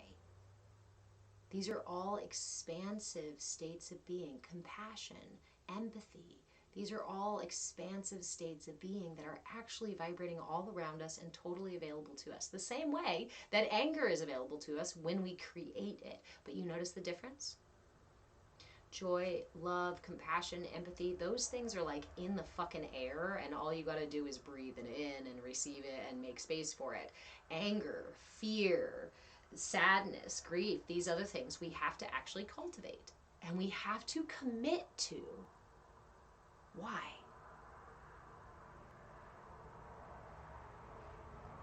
They require our attention because they are to hold, to keep.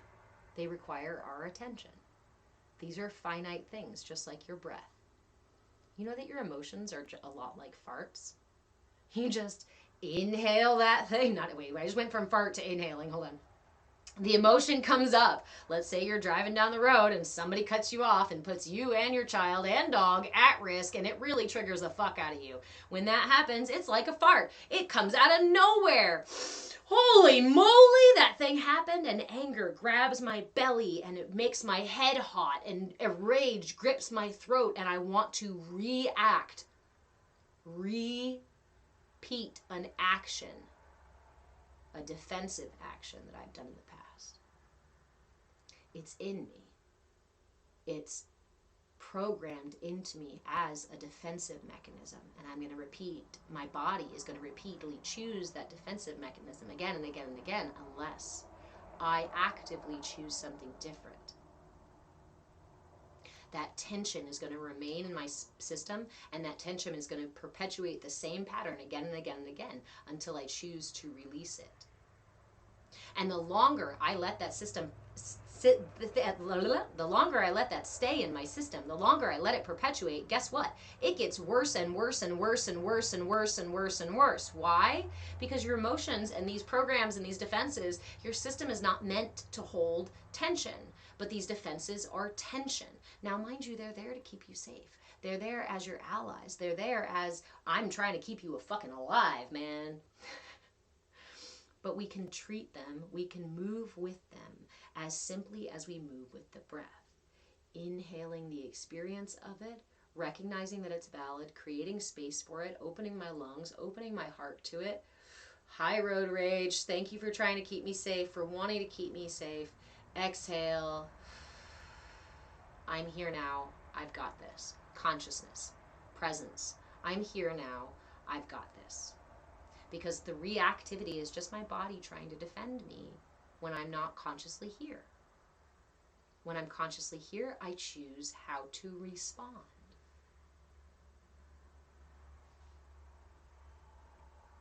Sebastian, sometimes intellectualizing your anxiety makes you spiral. I totally understand. And somebody just asked a minute ago, Sunshine, how do I manage anxiety? Let me give you several tools.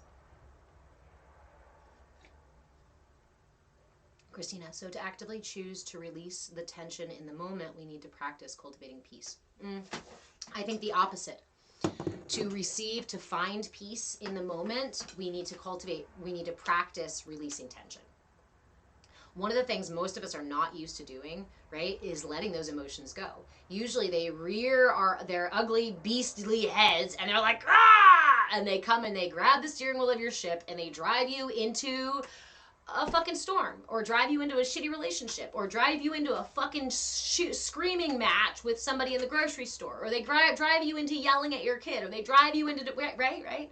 Like, they come up, the emotion, the ego self, the tension props up when it feels threatened, because these are your defenses. And they grab the helm and they take it away from you.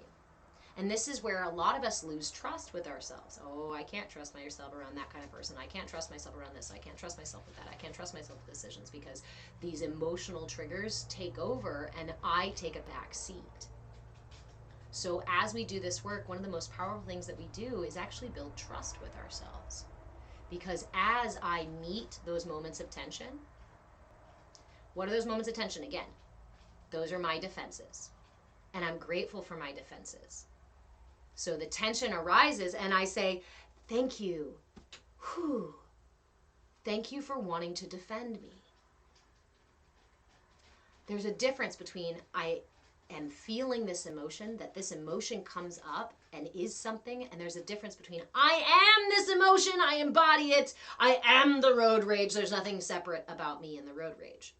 But when I see it more like the breath, or like a fart, hey Red Mama Yeti, or a belch, or an ego character, that's a defensive mechanism who wants to protect me. This is my ally. These are my like army men. This is my tribe. When something happens that makes my body feel unsafe, it has built-in defenses. Thank you. Yeah, those defenses are immature. Yeah, those defenses are not always the wisest. But thank you for defending me. Christina, so externalize the defensive emotion. I do like to externalize it because it makes a big difference. It's recognizing that this is finite. It has a rise and a fall. Yes, I am finite too, but my emotions are more finite than I am. I have a birth, a life, and a death, and there's a greater arch that I am on. And within this arch, there are all of these little tiny moments of rise and fall of these emotions. These emotions are of me, but they are not who I am. They are my allies, they are my ego manifestations, they are my defenses, and when I see them as my team, but not me itself, then I can have these wiser conversations. This is how we start to reparent ourselves. This is how we start to build up trusting relationships with ourselves, how we negotiate with ourselves, because ultimately, in doing this work, when that ego character pops up, if I meet it with curiosity and willingness, if I can meet it with gratitude, and then be willing to negotiate with it and say, okay, I hear that you feel unsafe. What do we need to do to get us back to safe? Another way to look at this is through the lens of internal family systems. If you're not familiar, I encourage you to check it out, especially if this idea resonates, because we can do this with all different parts of ourselves and perceive them as different aspects of the family within ourselves. Yeah, Christina, were you here for the Not Me meditation too? It's important to recognize those two pieces. It's not just that it's not me, right? Because it's also of me. It's part of my team. And acknowledging that puts down the defenses. Badass Blind Woman, have a great day. It puts down the defenses so that instead of...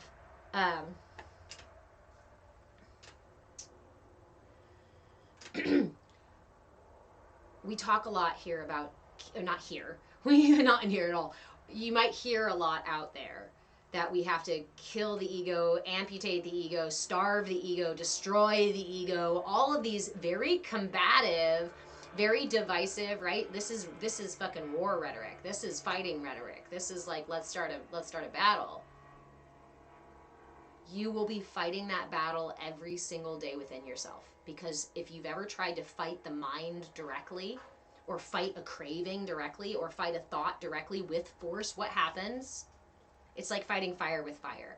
It's like blowing air on the fucking fire, right? That shit gets just more intense and intense and intense and intense. If you try fighting anger with anger, that shit blows up.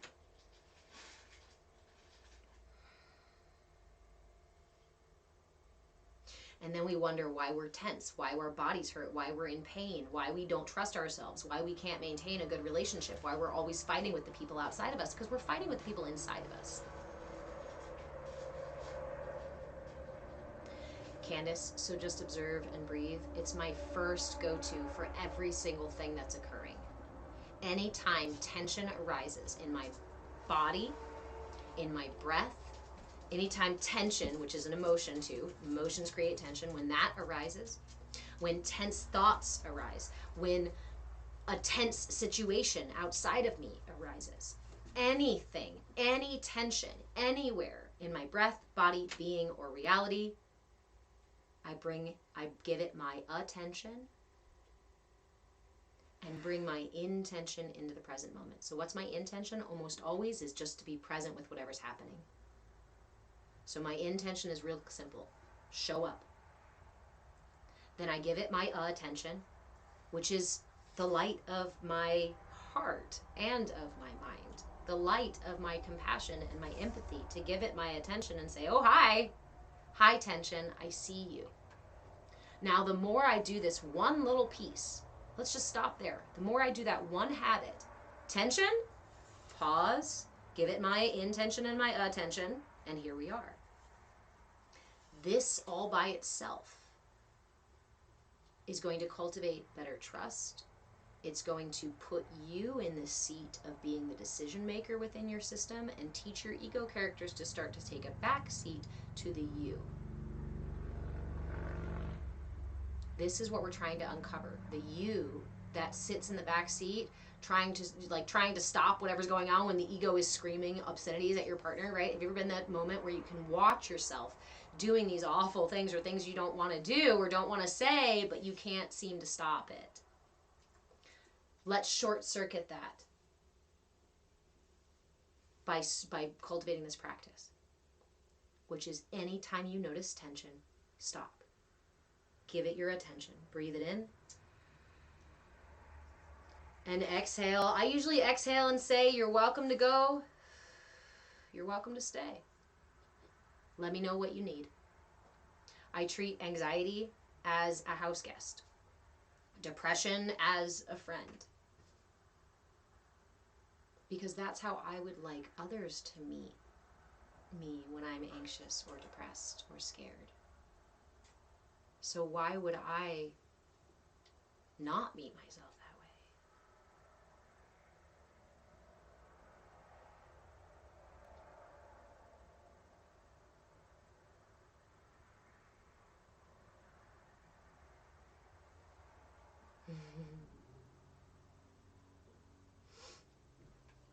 Sorry guys, I don't do battles and things like that. I'm not here for money making. I'm here to share information. I'm here to radicalize you guys in the way of giving you guys the tools to align and clarify your systems. Okay, so what happens? This practice all by itself, when tension arises, just to stop and breathe and give it my attention and my intention, right? And meet it with curiosity and willingness. If I do this one little practice, it's not just with my emotions, is it? If I am in the grocery store trying to make a decision about something and I can't quite decide on what this or that, I can use this practice. If someone asks me a question and I can't quite decide on how to answer, I can use this practice. If my boss asks me to do something, stay late or work extra, or my partner asks me to do something and there's tension in my system before I even respond, whether there's tension or not, I can take a deep breath in and create space for what is occurring here in the present moment.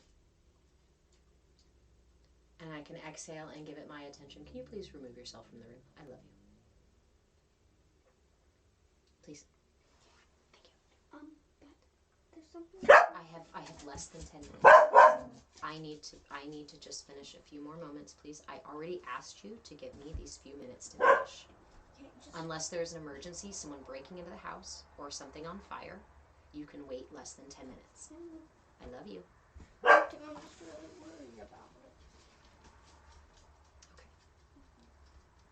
Also the Taz kit. I use Taz to help off-gas the energy sometimes too. Okay, so what this does, it gives you the capacity to respond to anything and everything inside of you and outside of you. When we are running through life screaming full tilt into the wind, we don't have time to respond. All we're doing is reacting and trying to fucking stay alive, right? Screaming into the wind and shit has come flying at us. This is life. This is life. How many of you are going through this shit in life, trying to push shit through like this is the fucking way? Kate, have a great day too.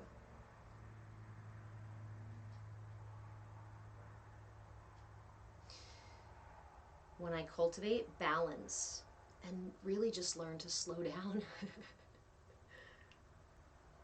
then I increase my ability to respond, to become responsible. Helen, great question. We did a meditation just briefly a little while ago called the Not Me meditation. Helen, you say, how do you find the decision maker in us? Yours disappears at the worst times. Okay, so let me pin you really quick here. Okay. So we did the Not Me meditation, and we'll do that here in a few moments. But I kind of want to talk about this for a second because you talk about yours disappearing when you need it most. Okay. Part of that is exactly the experience of the ego stepping in to defend you. So I want you to shift the narrative just a little bit, because this is about cultivating a trusting, loving relationship with yourself, because that's the only way we're going to really find balance and healing. It is not that part of you is gone. It's that ego steps in front of that part of you because it believes it needs your defense. It needs to defend you. This is your defenses trying to protect you. So when that happens and you feel like that wiser observer part of you, right, just disappears, I want you to try taking that deep breath and taking a big breath in and saying thank you to the defensive. If you can get yourself to pause enough for that breath, say thank you to the defenses and just start there. I'm not even going to go any deeper. Start there and see what happens and meet what comes up with curiosity and willingness, because it's possible that you'll hear your defenses saying, no, we have to protect ourselves because of this and this and this, right? Or maybe you'll just feel the energy dissipate a little bit in your body and you'll be able to take a couple more deep breaths and be more centered and clarified. You may have a conversation with yourself, you may get visuals, you may whatever, you may have no actual experience, and you may just kind of like calm down a minute.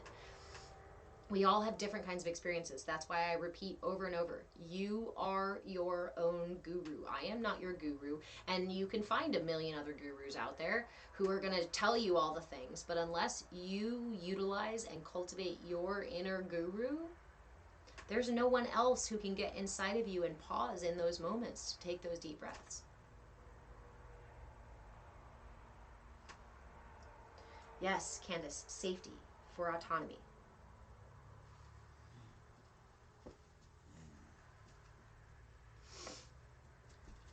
That's what I do need to go. We are going to close today a little early because my son is also not feeling well, so I need to go tend to him here for a little bit. Candace, you say you're doing that self-talk, but maybe the emotion of estranged family is not easy for anyone. Your daughter, I think, has the PDA, but looks like narcissistic. Okay, so I want to add that while you are learning to do these practices, while you are practicing and employing these things, it will start to illuminate places in your life where you are either not safe or the relationship itself is not available for healing. We have to recognize that not everybody in our lives are going to want to heal. Not everybody in our lives are going to meet us where we're at.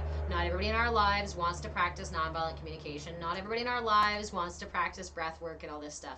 Sometimes, and some people are so defended, are so heavily defended that it's not safe for them to do those things. Again, shifting that narrative. Narcissistic tendencies are defensive mechanism. Arrogance, violence, ignorance, these things are defensive mechanisms when we choose them. Ignorance is some state that we can be, but then we can be willful ignorant, and that's still defenses.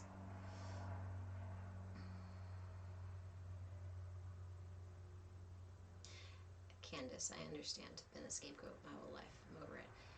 For those of us who've been doing this work for a long time, you may already be in the place, right, where you are the one who just had to kind of clarify your life. Hey, Brian, and let go of people who didn't want to do the work, who didn't want to do it with you, and to find situations that are more supportive.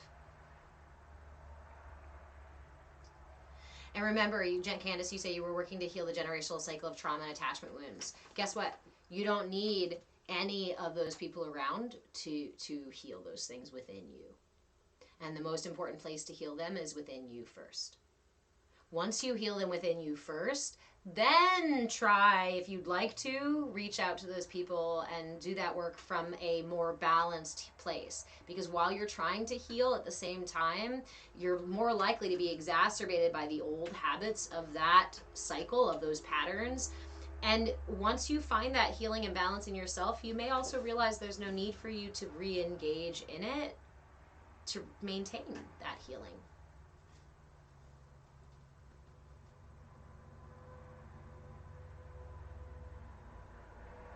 Candace, good time for travel. I am building a community out here in Oregon, so if you are actually looking for community, mindfulness community, and a space to do this stuff real time for a long time, reach out to me. You can send me a message here, or you can come join the Discord. Hey, in California, nice. Oh, sweet, we're not too far away at all. So, what are we gonna do? The not me meditation. It's more pro humanity. I'm very much pro humanity. That is and has always been my political, religious, and social standpoint, is that we are a collective.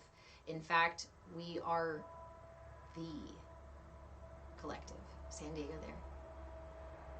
Oh, I'll come and meet you in Shasta. Okay, here it is. One time before we go do this stuff with the kid. All right, here it is.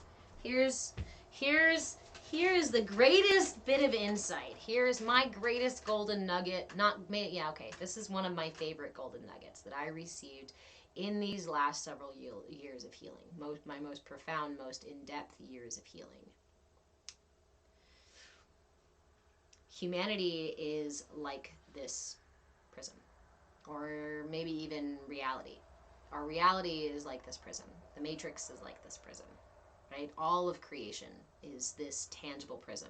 And in fact, when you measure the universe and look at the universe actually has just a very small amount of tangible in the prism, in reality, right? The rest is intangible. So here it is. All of the tangible reality distilled into this little prism. What happens when light shines through this prism? Light, which we also consider consciousness, the light of our awareness, the light of our attention. Light, the light that is through everything, the light that is in the universe, the universal light, God, light source, God's the God source, right? You get where I'm going? So when that light shines through this prism, shines through the tangible matrix of creation, what happens? It breaks into all of the different colors we can see. And there are people, there are structures, there are systems that will tell you that red is the only color of the rainbow. And there are others that will tell you that yellow is the only best of color of the rainbow. And there are others that will tell you that purple is the only way that you will ever reach enlightenment. Unless you're a purple, you will not be enlightened. But when we look at it like this, when you look up at the sky and you see a rainbow after a rain, tell me, do you argue over the colors? Or do you value the beauty of it because it exists? And are you grateful for the miracle that it was to catch it? Because it's not guaranteed that you're going to get a rainbow after it rains. Sometimes it just fucking rains. And sometimes we get to see some magic. We get to see an echo of creation. Hello, Pico. Cosmic Horizon, you wrote about this in your book? ooh, cool, I'd love to read your book. I'd love to chat with you more. I like reflections, right? So, and that's the thing too. Cosmic horizon, you and I working with this concept are probably really close over here on the prism, right? We live in these little facets over here where we understand creation through this prism lens and these other pieces of it and whatnot. And we understand things that are very similar, and we, have a different, similar outlook possibly on life. And we know we're right and good, right? Where we are, because look how beautiful it is here. But we have the tendency, humans have the tendency, we are taught. Say what you mean what you say what you mean when you say it. We are taught that the facets on the other side of the prism that are opposite from us can't possibly be true. And so we are brought up to argue over colors, conditioned to argue over which parts of the miracle are right or wrong. It is a little absurd, isn't it? And this is why I go back down to the really simple things. Tension. If there is tension in my body or in my mind, maybe it is conditioning. Maybe it is racism. Maybe it is sexism. Maybe it is some old belief about politics or about the economy that was written into my system before I was even conscious. And the question is that leading me in the direction that I really want to go, that feels right and good to me? Or is it leading me away? Because if this thought is leading me away from where I am energetically resonating at as my truth, I'm going to experience tension all fucking day long. Because my truth might be that all humanity is valuable. But my programming may be that only certain people are valuable and not. And what does that do? Creates tension. So I will hold my body in an awkward way, in a tense way. I will hold my jaw in a tense way. I will hold my breath in a tense way. And then I wonder why my body is in pain. Why I'm not breathing really deeply. It's all just really that simple. And I want to show you guys all of that. We're going to spend all next year studying all of how simple that shit is and how to use all these cool tools to realign, address it. Every single month, every single layer of the energy body, I'm going to offer mudras, mantras. I lost half my nose ring. I'm going to offer mudras, mantras, movements, foods, herbs, sounds, frequencies, songs, whatever the fuck we can come up with. Every single month, we're going to flood that entire month with tools for that part of your energy body. And by the time we get to the end of the year next year, you are going to have, if you buy the workbook, if you want to buy the workbook, you don't have to. I'm not trying to sell to you. I'm just saying it's going to be there. If you want the workbook, and you keep track of all these things in this workbook, by the end of the year, I hope that you will be the expert on your system and how you are interrelated and interconnected with the whole universe. Lori, how do we release fear? How do we release fear at all? Fear is in the root chakra. Ground yourself. Dance. Move. Yell. Fear comes from our root. Fear comes from our grounding. Fear comes from our physical safety in our physical body. Fear root says, do I have the right to exist in this world? And unfortunately, a lot of us are feeling that part of our reality very challenged right now.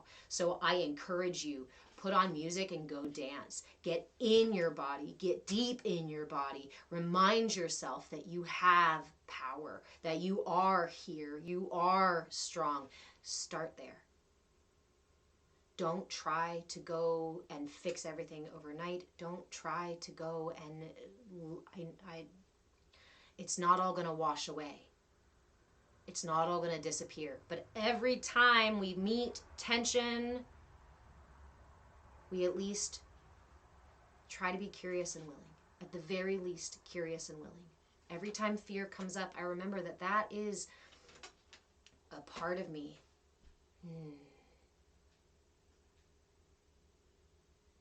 That just wants to feel safe. Feel that for a moment. That fear, as intense as that fear is, pull it outside of your gut and outside of your heart and put it out in front of you and ask yourself, what does that look like? Does it look like a small child? Because mine almost always does. A small, vulnerable, innocent little thing that just needs to be safe and loved.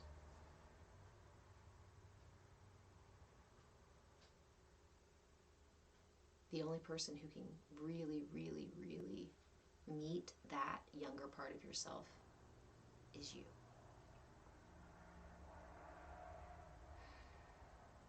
Yay, Candace. Hey, I'm celebrating that I didn't be harsh. I wasn't hard to myself when these emotions came now. Yes, yes, yes, yes, yes. That's okay, Melissa. I totally understand. I have not been able to make it out into town. I admittedly had to go into town yesterday, and I should not have been in town. I was snarky with a couple people, and I could barely keep my shit together.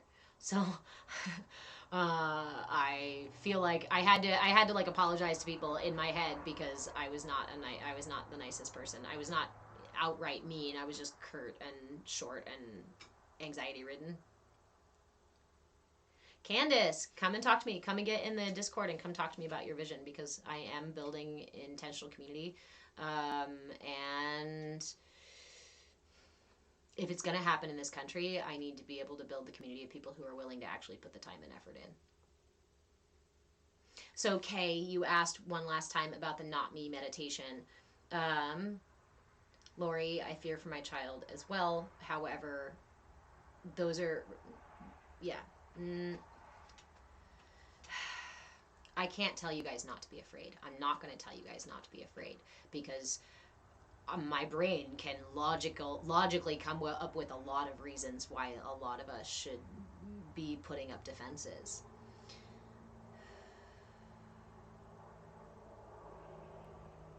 But there is also a really hard to swallow reality that we do just live in this illusion. And that's not to say disassociate from it, because that's duality, is to disassociate from it. Balance is to learn to integrate with it without being caught up by it. It's the difference between floating in the river and allowing yourself to float down the river of life and enjoy that float even when it's highs and lows and difficult and moments and hot and cold. That's different than trying to cling your entire life to reeds and rocks and each other and resist the flow of life. Most of us are taught here in the West to resist the flow of life. We deal with extreme tension, pain, confusion, fear, and all of these things because they are programmed into us. They are given to us as the narrative, as the paradigm, because it breeds the control that those who are writing the narrative want. We can get really deep into it, but the thing is that's a lot about the explanation of why and how, and I've been studying media manipulation, marketing manipulation since the 90s. This is actually a big topic for me. I wanted to be president. I wanted to be a nun, and I wanted to be a president, because in my little kid brain, I thought that being president was the way that you saved the world. Turns out not. And I thought being a nun was the way that you had a relationship with God. Turns out I found a deeper one as an interfaith minister and developing my own practice. And turns out that being the president is nothing about saving the world.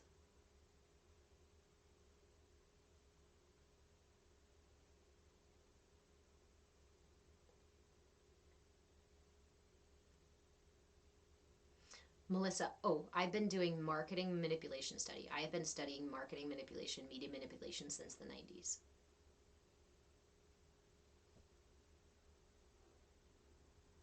You guys also want to be presidents? Nice. I'm glad I'm not the only one. Media manipulation. I actually, after this week, after the events of this week, I am throwing around the idea, chewing on the idea of actually creating a workshop about it, because my first reaction, honestly, was to bitch at myself for not sharing more that I know about media manipulation. The reason we're in the place we are right now is because there are programs that are being run through our military, through our government, through our social structures, through our systems, through our media, and they are intentionally meant to keep you out of balance. They're intentionally meant to shut off your prefrontal cortex so that you operate on the mammalian brain. They're meant to trigger your emotions so that you remain reactive rather than responsive, right? To be wise and responsive, you wouldn't be buying into the bullshit. Thanks, Bill.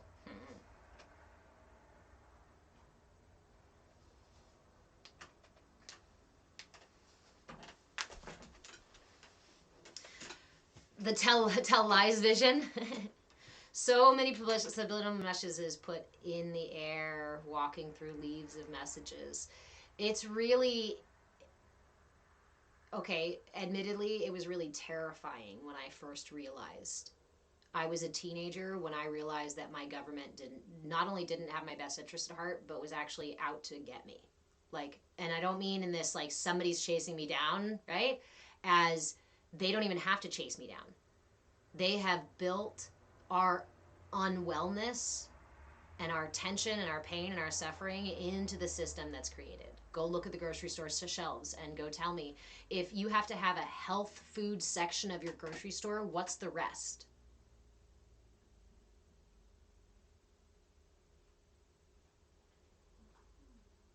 School does not teach critical thinking. Almost always it teaches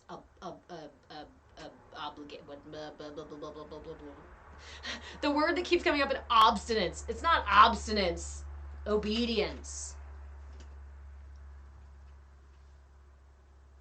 The capitalism, the structures of capitalism create an incessant need for more consumption.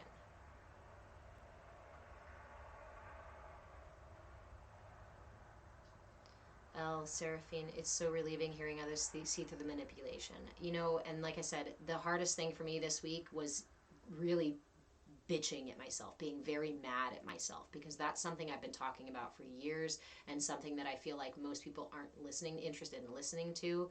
But now seeing the events, I realize how important. Part of me goes, you should have been talking about that. Fuck this mindfulness shit. You should have been talking about that. You should have been telling people, look how obvious this manipulation is. When you can stand outside of it, when you can see it for what it is, it becomes so, it's like when you know you want to buy a red car and then suddenly you see red cars everywhere. That's what happens. And these tools that I'm talking about, these are the tools that are going to give you the awareness to become responsible. Yes, it is insidious. It's not insidious. It's like trickery, right? I'm coming in here with these mindfulness tools, mudras, breath work, some meditations, things like that. Why am I doing this? So that you guys can just learn to find inner peace? Yeah, sure. But much more so that you can get the fuck out of being a puppet for a system that doesn't satisfy your needs, that doesn't support you, and doesn't take care of you. So that you can get the fuck out of these awful patterns of manipulation and gaslighting that keep you unwell, unhealthy, and angry and in pain. I was there. I've been there. Even though I knew that I was being manipulated, I didn't know how to get out. Now I do. Am I still going through that process? Yes. Am I all the way on the other end? No. But I am here to tell you the tools and so that we can walk the steps together, right? I am not your guru. I am here to hold up a mirror so that you can see the guru within yourself, so that you can cultivate a sense of internal power without feeling like you need to use force to defend yourself against the world. Bill Brock, we live in a simulation. So the question is, do you know how to get out of the simulation then? Doesn't matter if you know we're in a simulation if you don't know how to get out of it, or if you don't know how to see the simulation. If you don't know what parts are the simulation or not, you're just going to cause yourself anxiety going, oh shit.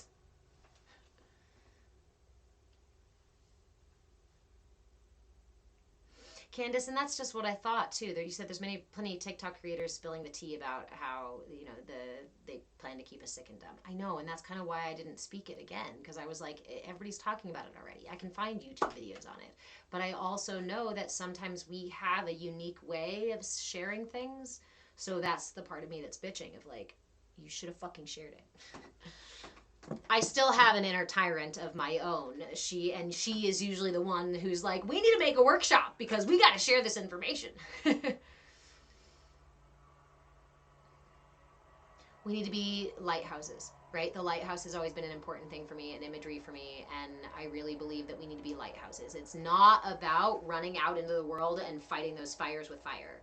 It is about cultivating your inner light so you can be a lighthouse for people who are looking for those lights and want to be lighthouses themselves. I'm not talking about being a lighthouse so people can come pray at your fucking feet. That's some imbalanced, egotistical guru shit. Don't do that. We're talking about finding the balance, not in arrogance, not in martyrdom, not in selflessness, not in selfishness, but self-centeredness. And if we all stand here self-centered, we are pillars of light and no one can knock that fucking forest down. We literally raise ourselves, vibrate ourselves out of the simulation, out of the fucking matrix. And I know because I'm actually doing it now. Just heart-led, spiritually fed. I want to just change the words a little bit, Candace, because you say no ego, just heart-led, spiritually fed. Integrated ego, heart-led, spiritually fed. There is ego. Ego is your ally. Ego is your team. When I am most afraid, when I am most sad, when I am most uncomfortable, ego comes and protects me. When I am not sure how to act or what to do, ego comes in and protects me. Bring that into your heart. Hold that into your heart. Take a deep breath in. Fill your heart with love and compassion for your ego. Can you muster it? Can you feel it? Breathe it in. Oh my God, thank you. I have not been alone all of these years. My ego has been here with me. I have an entire fucking team that is ready to jump at a whim to fucking protect me. What? You mean that rage that comes out sideways at somebody being stupid on the road? That's a powerful defender. I didn't feel powerful, yet I see my ego being powerful. That's me too. Thank you. Thank you. Huh. What the fuck, Heather? Oh, is that what your Feather? Is that what your name is? What the actual fuck, Feather? What the actual fuck, Heather? Does my ego like mustard? Yes, I have several different ego characters.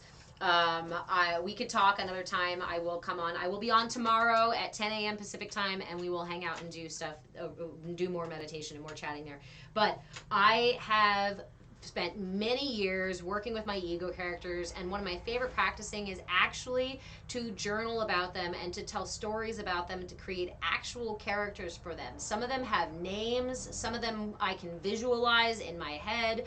I know exactly who and where they show up, how they are, what they need. And there's some of those, like there's one that really fucking likes chocolate cake. The rest of me is not a big fan. I really don't like sweets. I really don't like sugar. But there is a part of me that when she comes up, she's like, and we will go to the store and we will go buy her a piece of chocolate cake.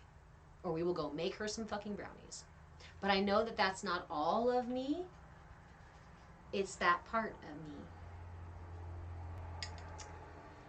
Red Mama Yeti, you've called your negative criticism voice Margot. Nice. Mine, I actually have like a, well, I have, oh gosh.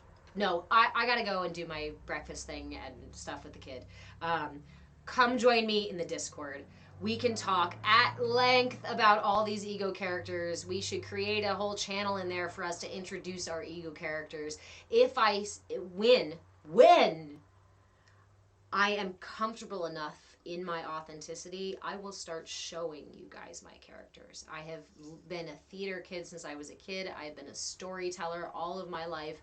part of my experimentation with coming live and teaching these things is to allow myself opportunities every single week, several times a week, to just be authentically me, even if it's messy, even if it's silly, even if it's whatever it ends up being. Learning to love myself through it, even when there's funky comments, even when there's trolls, even when TikTok takes down my content, even when social media says fuck you.